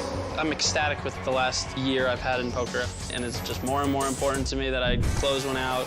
If I double up, I'm like right amongst contention, so I should be able to push my way through. Ilan Bougenat. Benny Chen. I'm pretty confident going in this. I don't think I've been in a couple deep runs before. It's a pretty tough table. I'm gonna have to run good to be able to win this. I'm gonna have to get lucky. Emma Zaimovic. Honestly, I want the belt. I want to be the first woman with the belt, and I think I have a really good advantage. Mike Sexton. Once a WPT champion, always a WPT champion. I'd certainly like to add that to my resume. I've got the best shot I've ever had to do it today. So let's see what happens. We are in for a good one tonight. I am so excited for this final table with our own Mike Sexton leading the way. So joining Vince Van Patten in the booth tonight is Tony Dunst. Now, Vince, how thrilling is it to see Mike Sexton back at a WPT final table? Well, Lynn, it's very exciting. The great ambassador of poker, the Hall of Famer Mike Sexton, has made the final table. As a chip leader, for years Mike has been saying the chip leaders have such a big advantage. They can push people around, and he's right. Well, tonight he has a chance to prove that. He is higher than a hippie at Woodstock. Very, very exciting. Can he do it? Thanks, Vince. And Tony, who do you think is going to be Mike's toughest competition? Well, and you gotta love Mike Sexton's spot here tonight, but you know what? Emma Zaimovic is really not far behind him in chips. I played with her on day one of the tournament, and she really impressed me with how aggressive and capable she was. So you know what? I expect her to bring the heat here at this final table. Absolutely. We're in for a good one. Thanks, guys. And before the players took their seats, we caught up with our man of the hour, Mike Sexton. Well, I think I have the experience as to what it takes to win. You know, I think I have a good clock on all the players at the table. You know, I want to win that championship belt because it is so cool. My son saw it, Ty. He said, Dad, get that for me. So I'd like to win it for him. Will Mike Sexton win his first WPT title, or will someone else hoist up the championship belt? Play is about to begin, so let's head down to the table. Let's look at the club WPT chip count. Mike Sexton out in front with 6.2 million. And the rest behind him. Winner will take home Canadian $425,000, Tony. Winner also gets their name on the WPT Champions Cup and receives a beautiful Hublot watch. Absolutely gorgeous. The Annies are 10,000 blinds, 40 and 80. Action first on Benny Chen, restaurant manager from Canada. Benny broke into the poker scene by winning the Millionaire Maker at the World Series of Poker in 2014. Well, he has raised it. Ilan Buzina goes out. Mike Sexton also going out. And now Emma. Emma finds King 10 suited on the button here. And looks like she's reaching for raising chips. I'm a little surprised by that, Vince. A lot of players like to call in position with suited Broadway hands, but Emma wants to play for more. Jake Schwartz going out. Now Nadir. He's a businessman from Toronto. Folding. Back on Benny. Benny's in a difficult spot here. Small pairs are awkward to begin with, and especially facing re-raises out of position. And he does make the fold to Emma, so I think that's a good disciplined fold there, and Emma setting the tone at our final table right away. Emma Zaimovic from Canada has a master's in political communication. What a tough player. Takes down hand number one. Now we move on. Ilan Buzina from France, nicknamed Face, first to act here. He'll fold to King 3. Mike Sexton also going away. Lon spent a summer sleeping on the couch in our house in Las Vegas. Really? Got to know him a couple of years ago back then. Must really know the man. Oh yeah, used to make him breakfast. Jake on the button with Jack 10. He's gonna limp. Into Nadir, who picks up Ace Jack. Nadir's a businessman out of Canada, married with 3 children. All in. He's going to push all in. Nadir, one of our short stacks here, rips it in. Shoving possibly at the right time. Benny going out and back on Jake Schwartz. Can't take the heat. Nadir is going to take this one down. Born in Congo. Interesting backstory for Nadir. Picked up poker while he was living in Hungary. Biggest cash ever before this for Nadir was only $25,000. And actually, a friend convinced Nadir to play a satellite to get in this tournament. He did so. Now he's at the final table. All my friends are in the booth, and 2 of them are running late. Quick fold by Emma. Now Jake Schwartz with a Queen 9. All my friends are working here. This might as well be home court advantage for you. Now, Mike Sexton always has home court advantage on the World Poker Tour. Round the horn to Benny Chen. It's like playing away, you know? It's like playing at the Staples Center against the Clippers or something. With just a 9-3. What's he up to here? Benny apparently thinks that Mike and Alon don't defend their blinds wide enough because he's raising 9-3 offsuit here on the button. Elan goes out, and now Mike Sexton, ace-4 diamonds, makes the call. So Mike Sexton involved in his first pot here at the final table. Let's see what happens. Ace for Mike on the flop. Not much here for Benny. And Mike checks the aces. Benny with zip, and Pip is going to make the continuation bet, just walking right into Mike Sexton. Benny's going to fire once here, and I assume he would shut down on later streets, but Mike not going to give him a chance to get there. He's going to raise his flop. My turn. Interesting raise by Mike, but Benny's forced to fold, and Mike's going to take that one down. You can't push around Mike. We're coming back for more at Playground Poker Club in just a moment. Looking to get in the action while you're on the go? Yes! Then join me and other real players on Play WPT. And since you need to earn your chips, it's not just coin flips and all-ins at Play WPT. Play WPT Poker, where skill matters.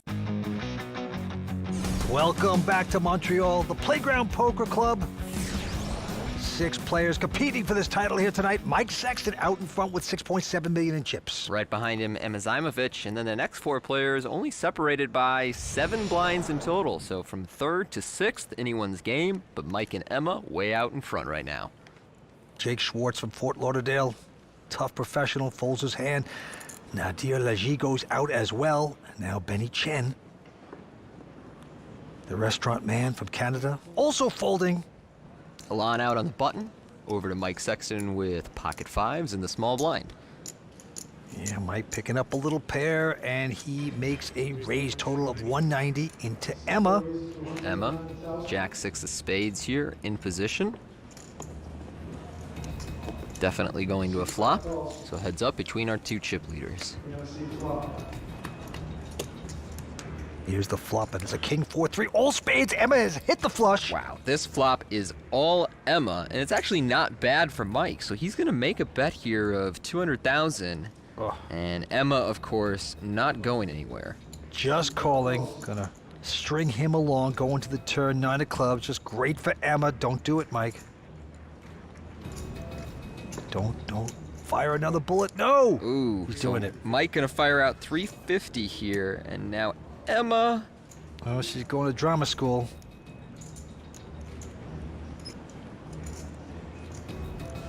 Put on a little performance here. Ooh, woe is me. What am I gonna do with my hand? I'm gonna raise.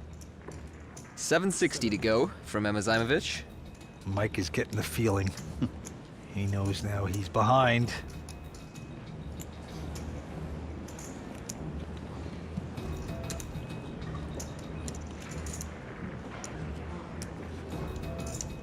Well, he's pretending like he's going to call. We know better.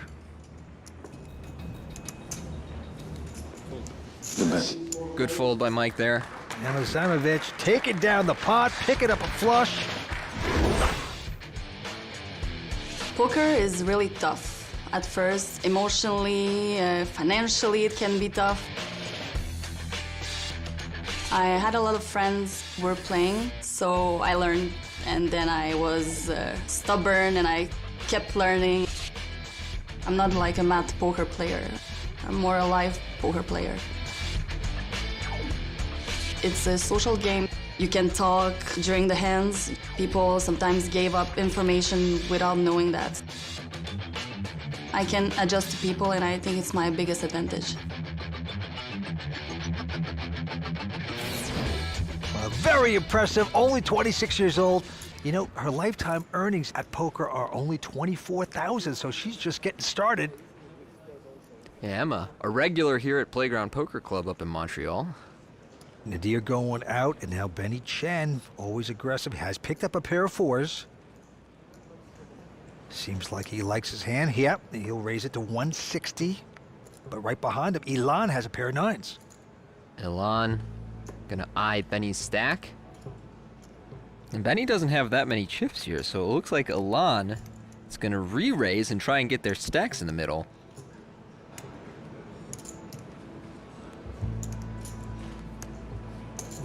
He makes it 410 total, but look at this right behind him. Mike Sexton with a big pair of kings. Gonna bump it up to over 1.1 million. Not gonna play slow, and now Emma's got a pair of 8s, but can't do it. Jake Schwartz with a suited connector, but you got to get away. I fold. Benny goes out. Ilan ejects his hand. Just immediately folds. So Mike, with the cold 4-bet and pocket kings, is going to take down that pot. We believe in you. Yeah, Ilan only had about 23 or 24 blinds to start the hand. Mike Sexton maybe didn't get the value out of those kings, but he said, I'll take that pot. I don't want anybody hitting on me. Not 6-5 suited, too much equity. Not crush enough. Ilan now going to look at a pair of sixes. Back-to-back pairs for Ilan. Ilan's 28 years old, grew up in France. They nicknamed him Face. Well, he has raised it, and now Mike going out. Emma with ace-3 is going to re-raise. Emma is relentless with her pre-flop aggression. She is. Jake going out, Nadir now goes away. Benny Chen will look down. And a queen 7. Can't play that. T'as enfin un tri Emma pour la première fois. T'as enfin un tri bet value contre moi. Ou tu vas encore une fois essayer de me mettre au test pour vérifier. J'ai spazé quelques fois. Ilan has really dropped his poker face here. Usually when people start talking. That's an interesting one. Play this one. Means they're not that strong unless they've put you to a decision and then they start talking. But when the decision's on you and you're talking, it usually means you're not that strong. All in. And he's going to push all in. Ilan, aware of the fact that Emma is really aggressive pre-flop, and he shows her a 6. He says, don't play with me. She just tried to punt against me so bad. Trust me, there's more chickens than me in that world. For sure, you have more balls than me. Okay, listen, I'm not call mocking and I'm not folding. I will punt and bust. Are you? Yes. That's how I play cards. Hey, Ilan. Ilan's rail says, please settle, relax. No, I just know what you have. It's quite easy. You know, people from France are like, Emma, good luck, and bust Ilan, please. Like, even people that I don't know from France, they just ask me that. We'll see if I achieve that goal. You're not in good shape if you say that. I think I might propose to Emma after this. Welcome back to Montreal and the Playground Poker Club. Here at the WPT Montreal, the great Mike Sexton, the Hall of Famer, out in front with 6.7 million in chips. Yeah, it's still the Mike and Emma show here. We have a stranglehold on the chips on this table for the moment. Mike this time with ace-7 in first position. Of course, I don't want to mistake in life for you, but... And he's going to raise to 160. But it's quite easy. What? It's quite easy. To what? I don't know, that's what he just said. I like that. Over to Jake. Queen deuce not going to play. Now with Nadir. I said to my friend in Israel yesterday on the phone, I told him, I think that girl is going to change approach against me tomorrow. And so I almost folded my hand, and then I was like, nah, she's not smart enough to this. People don't change, you know? People don't change. They stay the same. This is going to be good. Couple folds, but now Nadir with ace-4 will make this call. Benny Chen loves to mix it up, but not with an 8-6. So I have one advice to give you. If you wanna like learn poker, don't ask like ballet dancer. Trust me, that's what I'm saying. You guys should only be able to talk in English. Just because that makes it much more entertaining for the four All of I us. said is if you want advice about poker, don't ask a dancer. That's all I said, pretty much. A dancer or like football player or whatever. Touch the dancer. And the flop is a king, 3 deuce. So the talkative man gets his kings. He checks, and Mike Sexton now with a 4 flush. It's a little something for everyone on this board. Top pair for Ilan, gut shot for Nadir there, and Mike with the nut flush draw has made a bet, and Ilan just quickly folds. Wow. Mike Sexton proving that old school can still be strong school. I'm going to try to make a flush. Flush is a good card. It's a good hand. Well, they're giving Mike Sexton a lot of respect at this final table. They don't want to mix it up with him. And we move on. Action this time on Emma.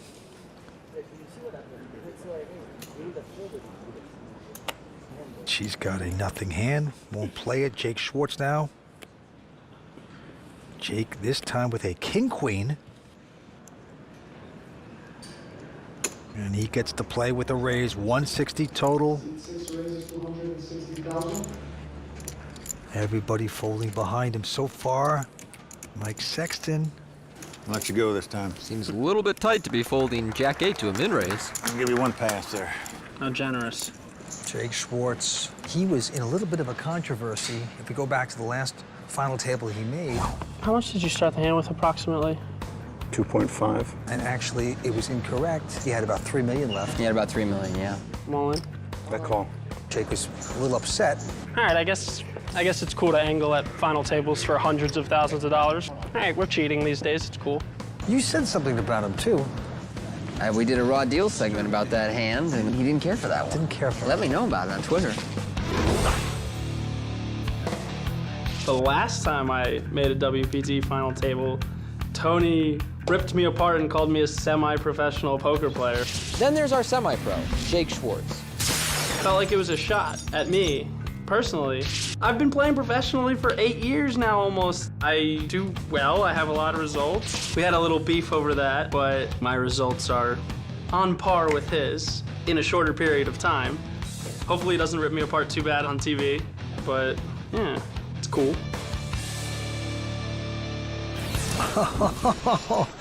Tony, say you're sorry. You're out of line. Gotta do my job, Vince. Oh, no. Gotta pay those bills. He's made $1.2 million in total earnings.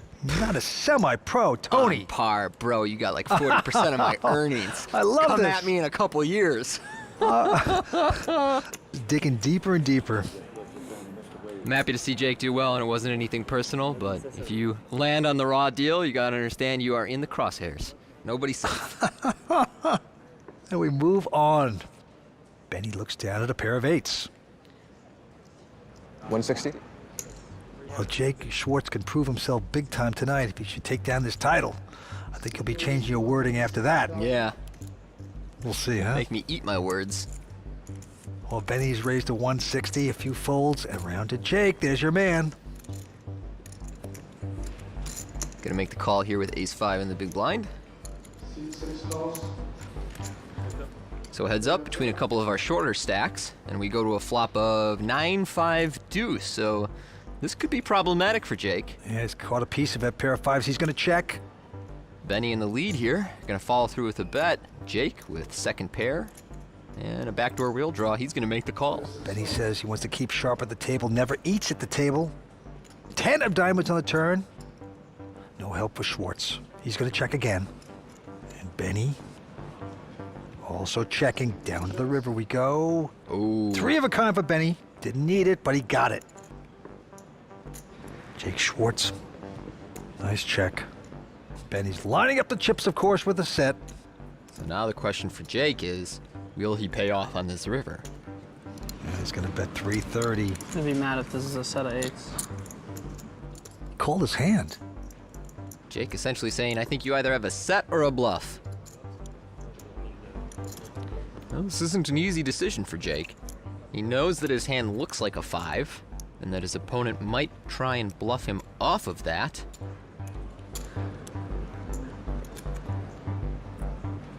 Don't call the guy's hand, know it, and then call it, Jake. Oh, but that's exactly what he's doing. Called it. Set of eights. And Jake is gonna pay off here against the hand that he called out.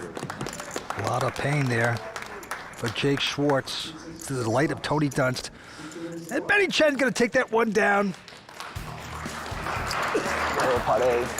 He called it. How strong is that? I'll let you off this time, Jake. I think I call that river too. 6 players remain. It's the amazing Kreskin here. There are many reasons to sign up for a Club WPT membership. 100,000 to be exact. Play for a share of $100,000 in cash and prizes every month at clubwpt.com. Tonight's episode is sponsored by Hublot, the official watch of the World Poker Tour, and by Dr. Pepper, the official soft drink of the World Poker Tour.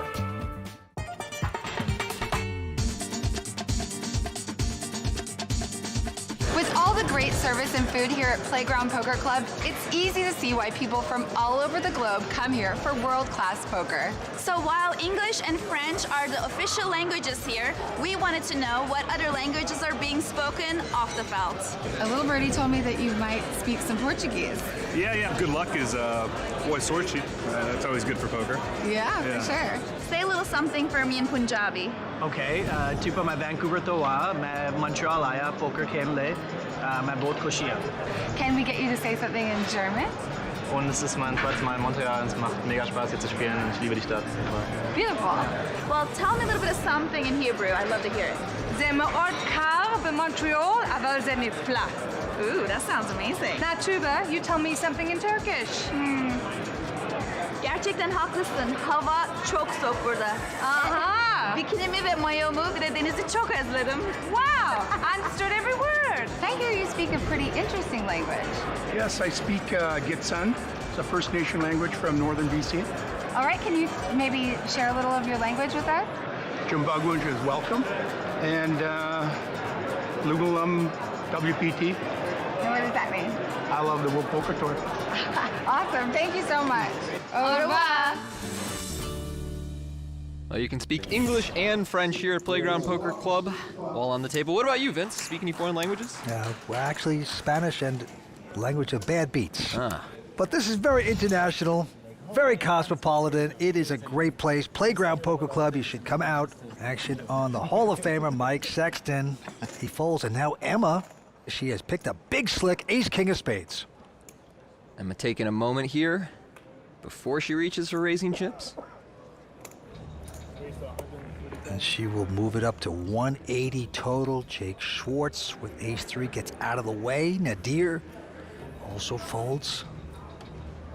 Benny Chen, the restaurant man, goes out. And now Elan has an attractive ace-10 of diamonds.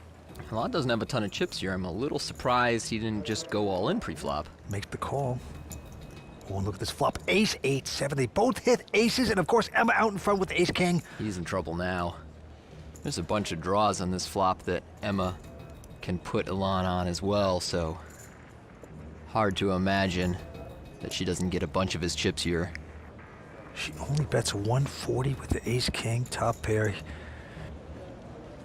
Downsizing a little bit from her pre-flop raise, and Elan, he's gonna check raise. Elan making it 410,000 to go here. Emma getting exactly what she wanted. And Elan really doesn't have many chips. He started his hand with about 20 blinds. Does she put him in now?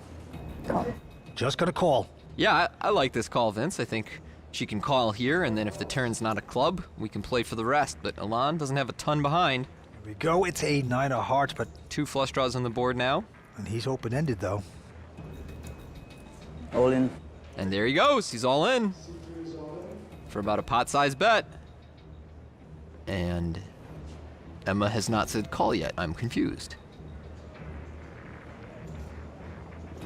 The 9 is kind of a scary card. Straights, 2 pair. Tu veux un petit coup de main? Tu veux appeler quelqu'un? Au téléphone, peut-être? And now he's going to trash talk in French again. Dommage, il a sauté bon en même temps. C'était pas un génie, lui. Malheureusement. And he thinks he's out in front now. Elan is dead certain he has the best Yeah. hand here. And if you told Elan what Emma had here, he wouldn't believe it. Wow. Oh my goodness. She's laying this down. Oh my goodness. Well, it's the rivalry between them, the French trash talking. Something weird and psychological just happened there, Vince, because I don't understand why I'm folded. Do you enjoy it with your stack? I just enjoy when people give me chips and try to just like let their ego play. But that's, you know what's funny? Is that you look the exact way you play. You look like a woman who want to bully men, and you play exactly that way. Be unpredictable. That's my advice for today. I'm not sure whose ego is in play here, Vince, but I don't think it's Emma's. Welcome to the final table, guys. This experience is amazing. This experience is amazing. Emma's rolling with it. Well Maybe put, get some Emma. friends in Canada. Moving on. Yeah. A couple folds.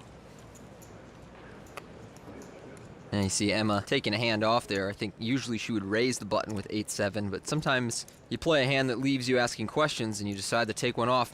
All in. Jake very short in the small blind. He's gonna go all in. Uh-oh. Nadir with ace-king, he will call immediately, and Jake is at risk. Jake hasn't had many cards tonight at all. His third time at a final table on the World Poker Tour. He had a shove there. He's up against Nadir's ace-king.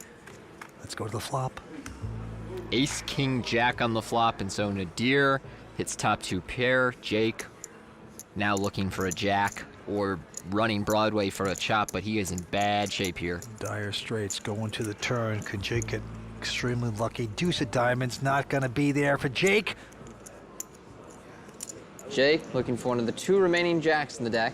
Otherwise, he is our 6th place finisher. He's going for the 2 outer. Will he get it? Nope. Jack 10. That's going to do it for Jake. So the first one to go is Jake Schwartz here in Montreal at the Playground Poker Club. He'll take home $81,000. A big effort by the man that's made 3 final tables on the WPT. Let's go talk to him. I'm disappointed, but I've been more disappointed after busting other WPTs, so I'll live with this one. So Jake Schwartz is the first to fall here at Playground Poker Club. With 5 formidable players left, this is far from over. We'll be right back with more action from WPT Montreal.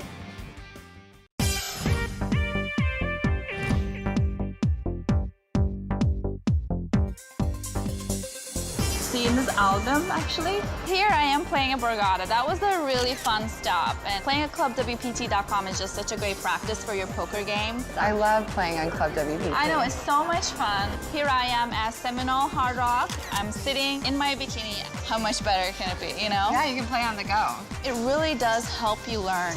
This is the most recent stop I just did in Jacksonville. I ran really deep. I ran like the deepest I've ever run, I think, of my whole entire poker life. I've really improved my game a lot by playing on clubwpt.com. That's like my secret, I feel like.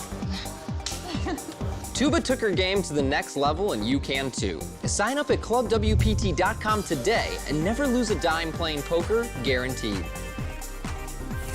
The great Mike Sexton out in front with close to $6.5 million in chips. Yeah, our blinds are up to 50,000, 100,000 with a 15K ante. Mike Sexton is putting some distance between himself and the rest of the field. 425,000 Canadian for the winner. Who will take it down? Trying to get that sweet, sweet maple money.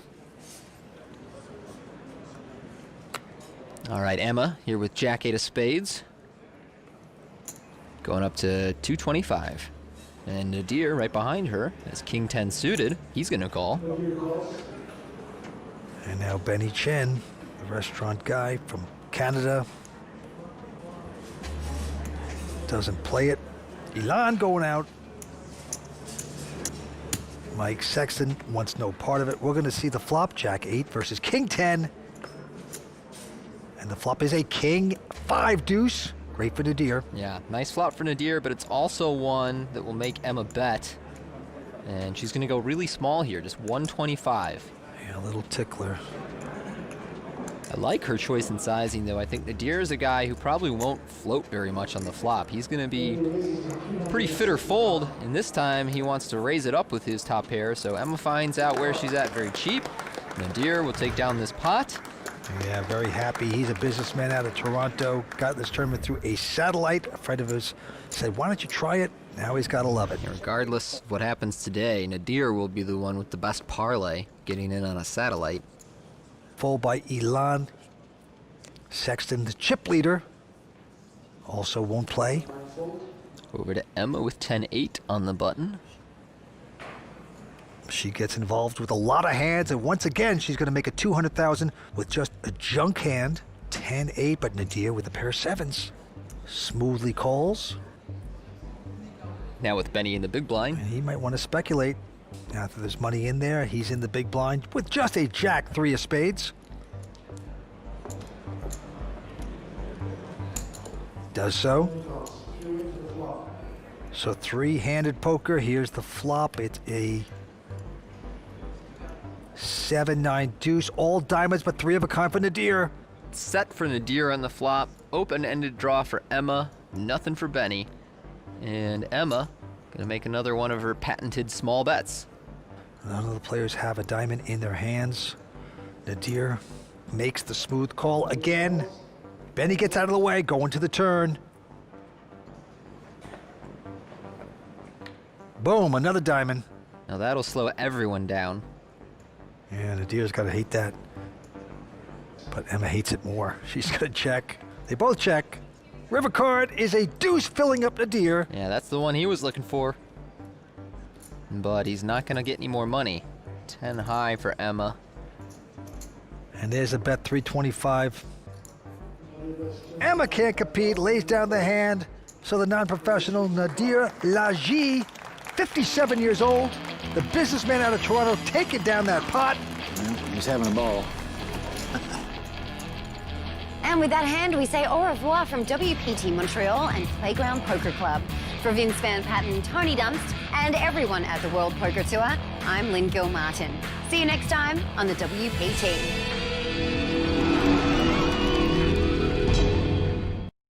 Well, the great Mike Sexton is gone. My buddy, my partner, what an exceptional human being you were and are. What a father to Ty and all your family members. The world will not be the same without you. We love you, Mike. Rest in peace, brother.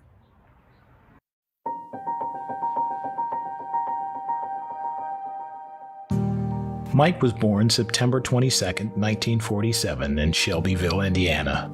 A Midwestern boy to his core, Mike grew up in Dayton, Ohio, and attended The Ohio State University, where he earned a degree in public recreation, competed in gymnastics, and became a diehard Buckeyes fan. In 1970, Mike joined the U.S. Army and was assigned to the 82nd Airborne Division as a paratrooper. While in the Army, Mike not only served his country, but also taught ballroom dancing. A strong lead on the dance floor, Mike brought joy and energy whenever he broke out his impressive ballroom skills. After his enlistment ended, Mike first found work as a salesman. His true calling came, though, when he discovered how well he could do at playing poker, and he took up that game professionally in 1977. In 1985, Mike's love of the game inevitably brought him to Las Vegas. Just 4 years later, in 1989, he won the coveted World Series of Poker bracelet in the $1,500 7-card stud event. In 1998, long before the poker craze that grew into today's industry, Mike took a page from the PGA and masterminded the WSOP Invitation-Only Tournament of Champions, featuring poker's elite, one of his proudest achievements. In 2001, Mike became an original co-founder of Party Poker, an enterprise that has stood the test of time and remains one of the top online poker sites in the world today. A year later, Mike started his career with the World Poker Tour. Welcome to the debut of the World Poker Tour. With his can-do spirit, Mike was more than a commentator, playing a major role in convincing casinos to take a chance on the newly formed WPT. We have a sensational group of 6 finalists for you here today. What a great way to start the season on the World Poker Tour. When the World Poker Tour premiered with the WPT 5-Diamond World Poker Classic at the Bellagio. The game is no limit hold'em. It's a game that takes a minute to learn and a lifetime to master. Mike and fellow commentator Vince Van Patten changed the poker world forever with their patented blend of friendly banter and deep poker knowledge. Niagara Falls, Ryan Rivers doesn't get some help here, Vince. He's going over the falls in a barrel. This unlikely partnership would grow into a deep friendship founded on respect, admiration, and affection. In 2005, Mike published his first book, Shuffle Up and Deal. In 2006, Mike masterfully won the WSOP Tournament of Champions for $1 million, defeating the 2-time WPT champion Daniel Negreanu heads up. True to his giving nature, he donated half of his $1 million purse to charity, including the Bonaconti Fund to Cure Paralysis, a cause he continued to generously support for many years. Similarly, along with Linda Johnson, Jan Fisher, and Lisa Tenner, Mike created PokerGives.org, a non-profit organization providing poker players a dedicated platform for philanthropy. I've been interviewed many times during my career, and one question a lot of times they ask is, who do you think is the most respected person, or who do you like most as a poker player? And my answer is always the same, Mike Sexton. He is the man.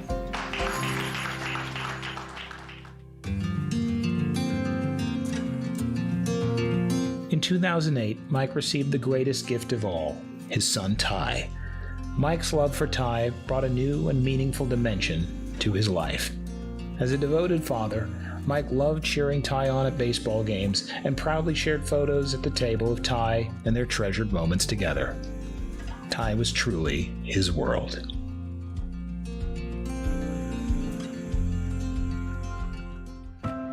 Later that year, Mike reached a career milestone when he was inducted as the 39th member of the Poker Hall of Fame.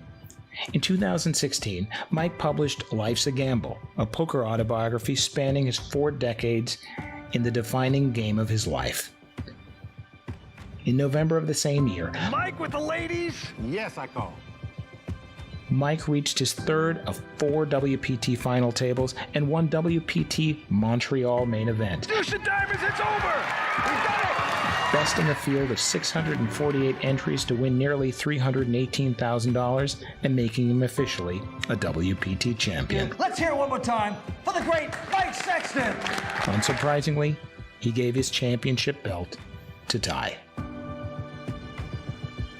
With 15 career cashes in WPT tournaments totaling nearly $1 million, Mike is ranked 216th overall in WPT earnings and 39th in WPT final table appearances.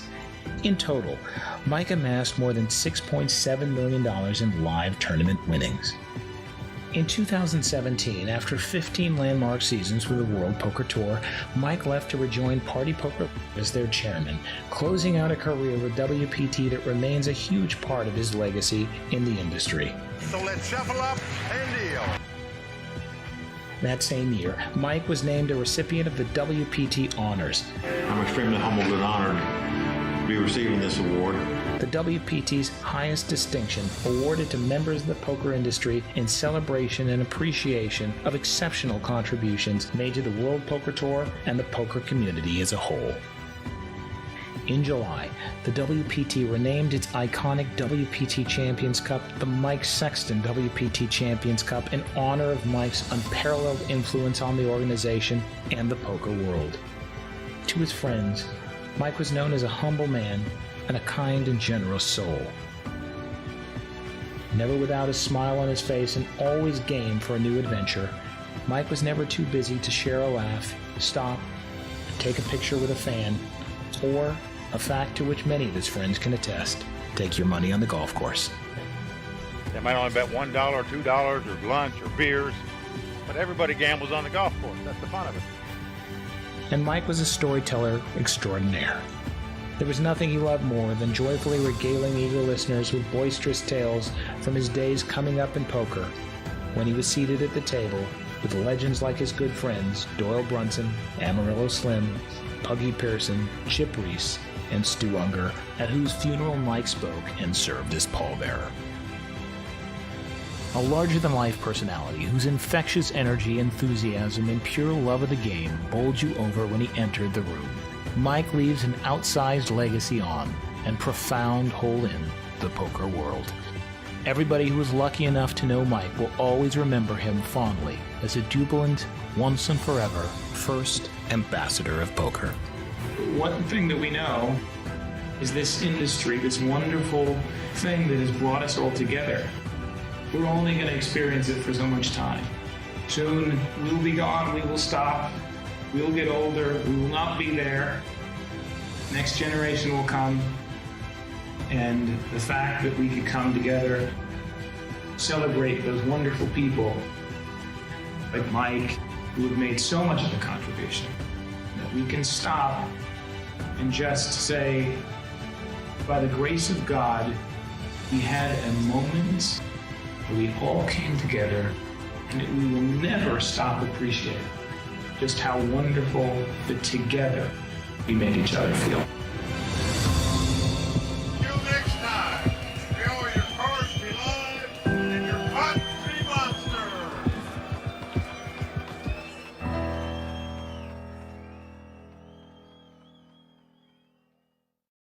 The World Poker Tour is sponsored by ClubWPT.com. Never lose a dime playing poker, guaranteed. Bonsoir, everyone. I'm Lynn Gilmartin, and this is the World Poker Tour. WPT Montreal here at the Playground Poker Club tends to attract some of the best poker players on the planet, and season 15 is no exception. With Mike Sexton at the final table, I turn to my colleagues Vince Van Patten and Tony Dunst for more analysis. Well, Len, I'll tell you something. Our very own, the great Mike Sexton, is the chip leader at this point. He is playing aggressive. He is very stoic, great poker face. But you know what? Emma Zajmovic, she's tough. Fair enough. And she's the only one that's pushing Mike around. Yeah, you know, she is playing really tough here tonight, Vince, but the only player to get the best of her is Alain Bougenet. They got tangled in a big pot before the break. All in. And Alain actually got her to lay down the best hand. I just enjoy when people give me chips and try to just like let their ego play. I don't want to discount him either. Very experienced player, could be making some moves at this final table. Thanks, guys. There's a stunning belt, a huge cash prize, membership in the coveted WPT Champions Club, and much more on the line. So let's get back to the game. That's right, 5 players competing, as you can see. From the Club WPT chip count, Mike Sexton out in front with 6.2 million. And there's what they're playing for. The winner will take home 425,000 Canadian currency. And on top of that, they'll receive a beautiful Hublot watch, plus an entry into our $15,000 Tournament of Champions at Seminole Hard Rock at the end of the season. The antes are 15,000, blinds are 50 and 100. Action goes to the chip leader, Mike Sexton. He's got ace-queen. Raising it up. 225. Emma goes out. Nadir, the local non-professional, also folding. Benny Chen, restaurant manager, also folding as well. Ilan gonna make the call with 10-7. Born in France, Ilan Bougenet, 28 years old. And he mostly plays in Europe. And the flop is... Well, 8-5-4 is a lot better for Ilan than Mike. Neither of them really connects here, but Ilan has a gut shot. They go check, check. Mike surprisingly checking that. Turn card A9. Yeah, I like that check from Mike there. He really doesn't have much here. Not many cards will be good for him to fire a second barrel on. That texture connects pretty well with Ilan's big blind range, so not surprised to see Mike check back. And now Ilan with an open-ended straight draw. He's going to make a pretty big bet here. He fires 415,000 out there. I don't really see how Mike can continue. This is Mike's third final table on the World Poker Tour. Championship has eluded him, but he's going to make the fold here. It's a well-played hand. I know that Ilan was technically behind, but there's not a lot Mike can do with just ace-high on such a coordinated board. I should have moved in on the flop, I guess. Again, there is no way I'm folding that hand. At no point. Okay. Well, that's my kind of flop. You should know it. Should have moved in on the flop, Mike. Instead, you guys are giggling and you lost. Moving on to Benny Chen, the restaurant manager from Prince Edward Island. He's got a bracelet to his name and he's got a pair of aces. That always feels good. Not only having pocket aces, but having them on a short stack when you so badly need the double up. He says he never eats at the poker table while he's playing. He wants to stay sharp. Must be hungry. Ilan going out, Mike going out. And we move around to Emma. She's got ace-king. Not a good situation for Emma here. Big cooler, and Benny is so short, I don't know how she can get away from this hand.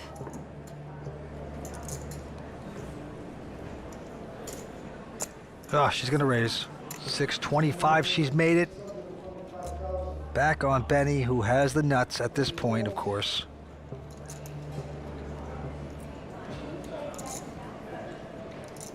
All in? Yeah, Benny all in. Call. Insta call by Emma. Just an unfortunate cooler for her. Well, the only good news for her is that she will not go broke if she loses the hand. She has about twice as much as Benny. She also won. Only though. And she still has a chance. 5 cards to come. Benny, a big favorite at this point. He loves it. See sort of a resigned smile from Emma. Knows there wasn't anything she could do there. And here comes the flop.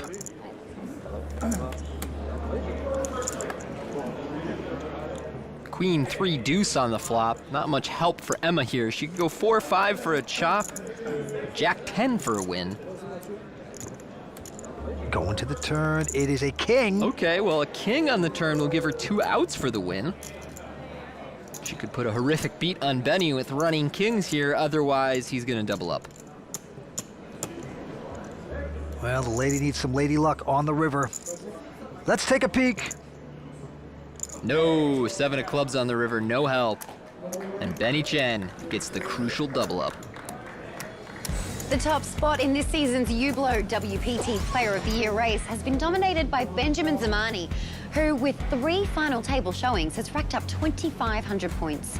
Tonight's champion will receive 1,000 points, and every cash counts towards a player's total. So we'll have to see who emerges to give Ben some competition this season.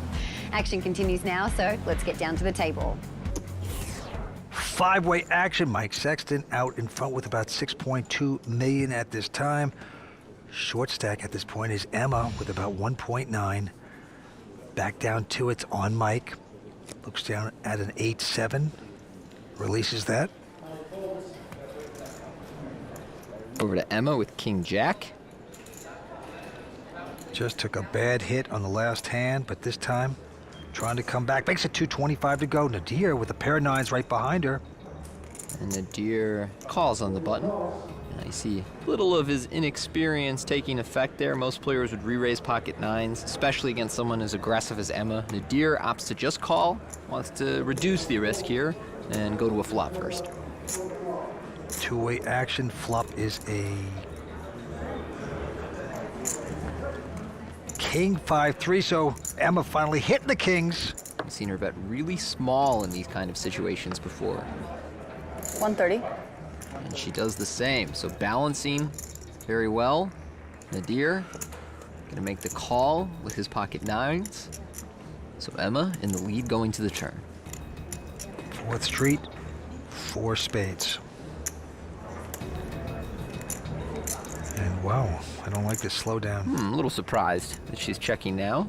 It is hard for Nadir to catch up if he's behind. 180. I like this bet from Nadir. He just believes he has the best hand. He's trying to protect it a little bit. Thinks he's in front after that check, but she's gonna call. Kings with the jack kicker. Going down to the river. That's 10, means nothing. She's gonna play it pretty conservative, checks it. Check, check, and so Emma's gonna take this one down. Suffered a setback in the previous hand, and her ace-king ran into aces, but here she gets some of it back. Emma Zaimovich, 26 years old, lives in Quebec City, born in Sarajevo, and learned poker from friends. Her biggest cash before this was only 15,000, so big moment for her. She is gonna crush that today. Nice set. Try to bluff me? I had a pair. Just want to make sure you have a king. That's why I checked the river. Nice hand. Action right back on Emma. Let's take a peek at her cards. Ace-4. See her opening ace-4 here, first to act. Emma's a very aggressive player. Over to Benny. He's got king 10 on the button, and he's aware of the fact that Emma likes to open so many pots, so he's giving her a assessment here and reaching for chips. He wants to 3-bet light, make it 550,000 to go, but ooh, right behind him, Milan has a pair of queens. Wow, what a time to get him. He's about to punish these two. Ilan Bouzena hitting the queens, 28 years old, out of France. And how to play him. Well, he is going to raise. Makes it a total of 975. And they are folding behind. Emma wants no part of it. Back to Benny now. 3.1 behind. I mean, no, sorry, 1.650. 750, 750, 150. Oh, sorry. Bad to say these things. Now, this is a really tiny raise, but when someone does this for a third of their stack out of position, it's usually a cue that they have a really strong hand. So well played by Benny. Unfortunately for him, Ilan wakes up with a real hand behind him, takes down that pot. The Club Savers Guide program saves VIP members big money at places they already shop and visit. Save big, win big at clubwpt.com.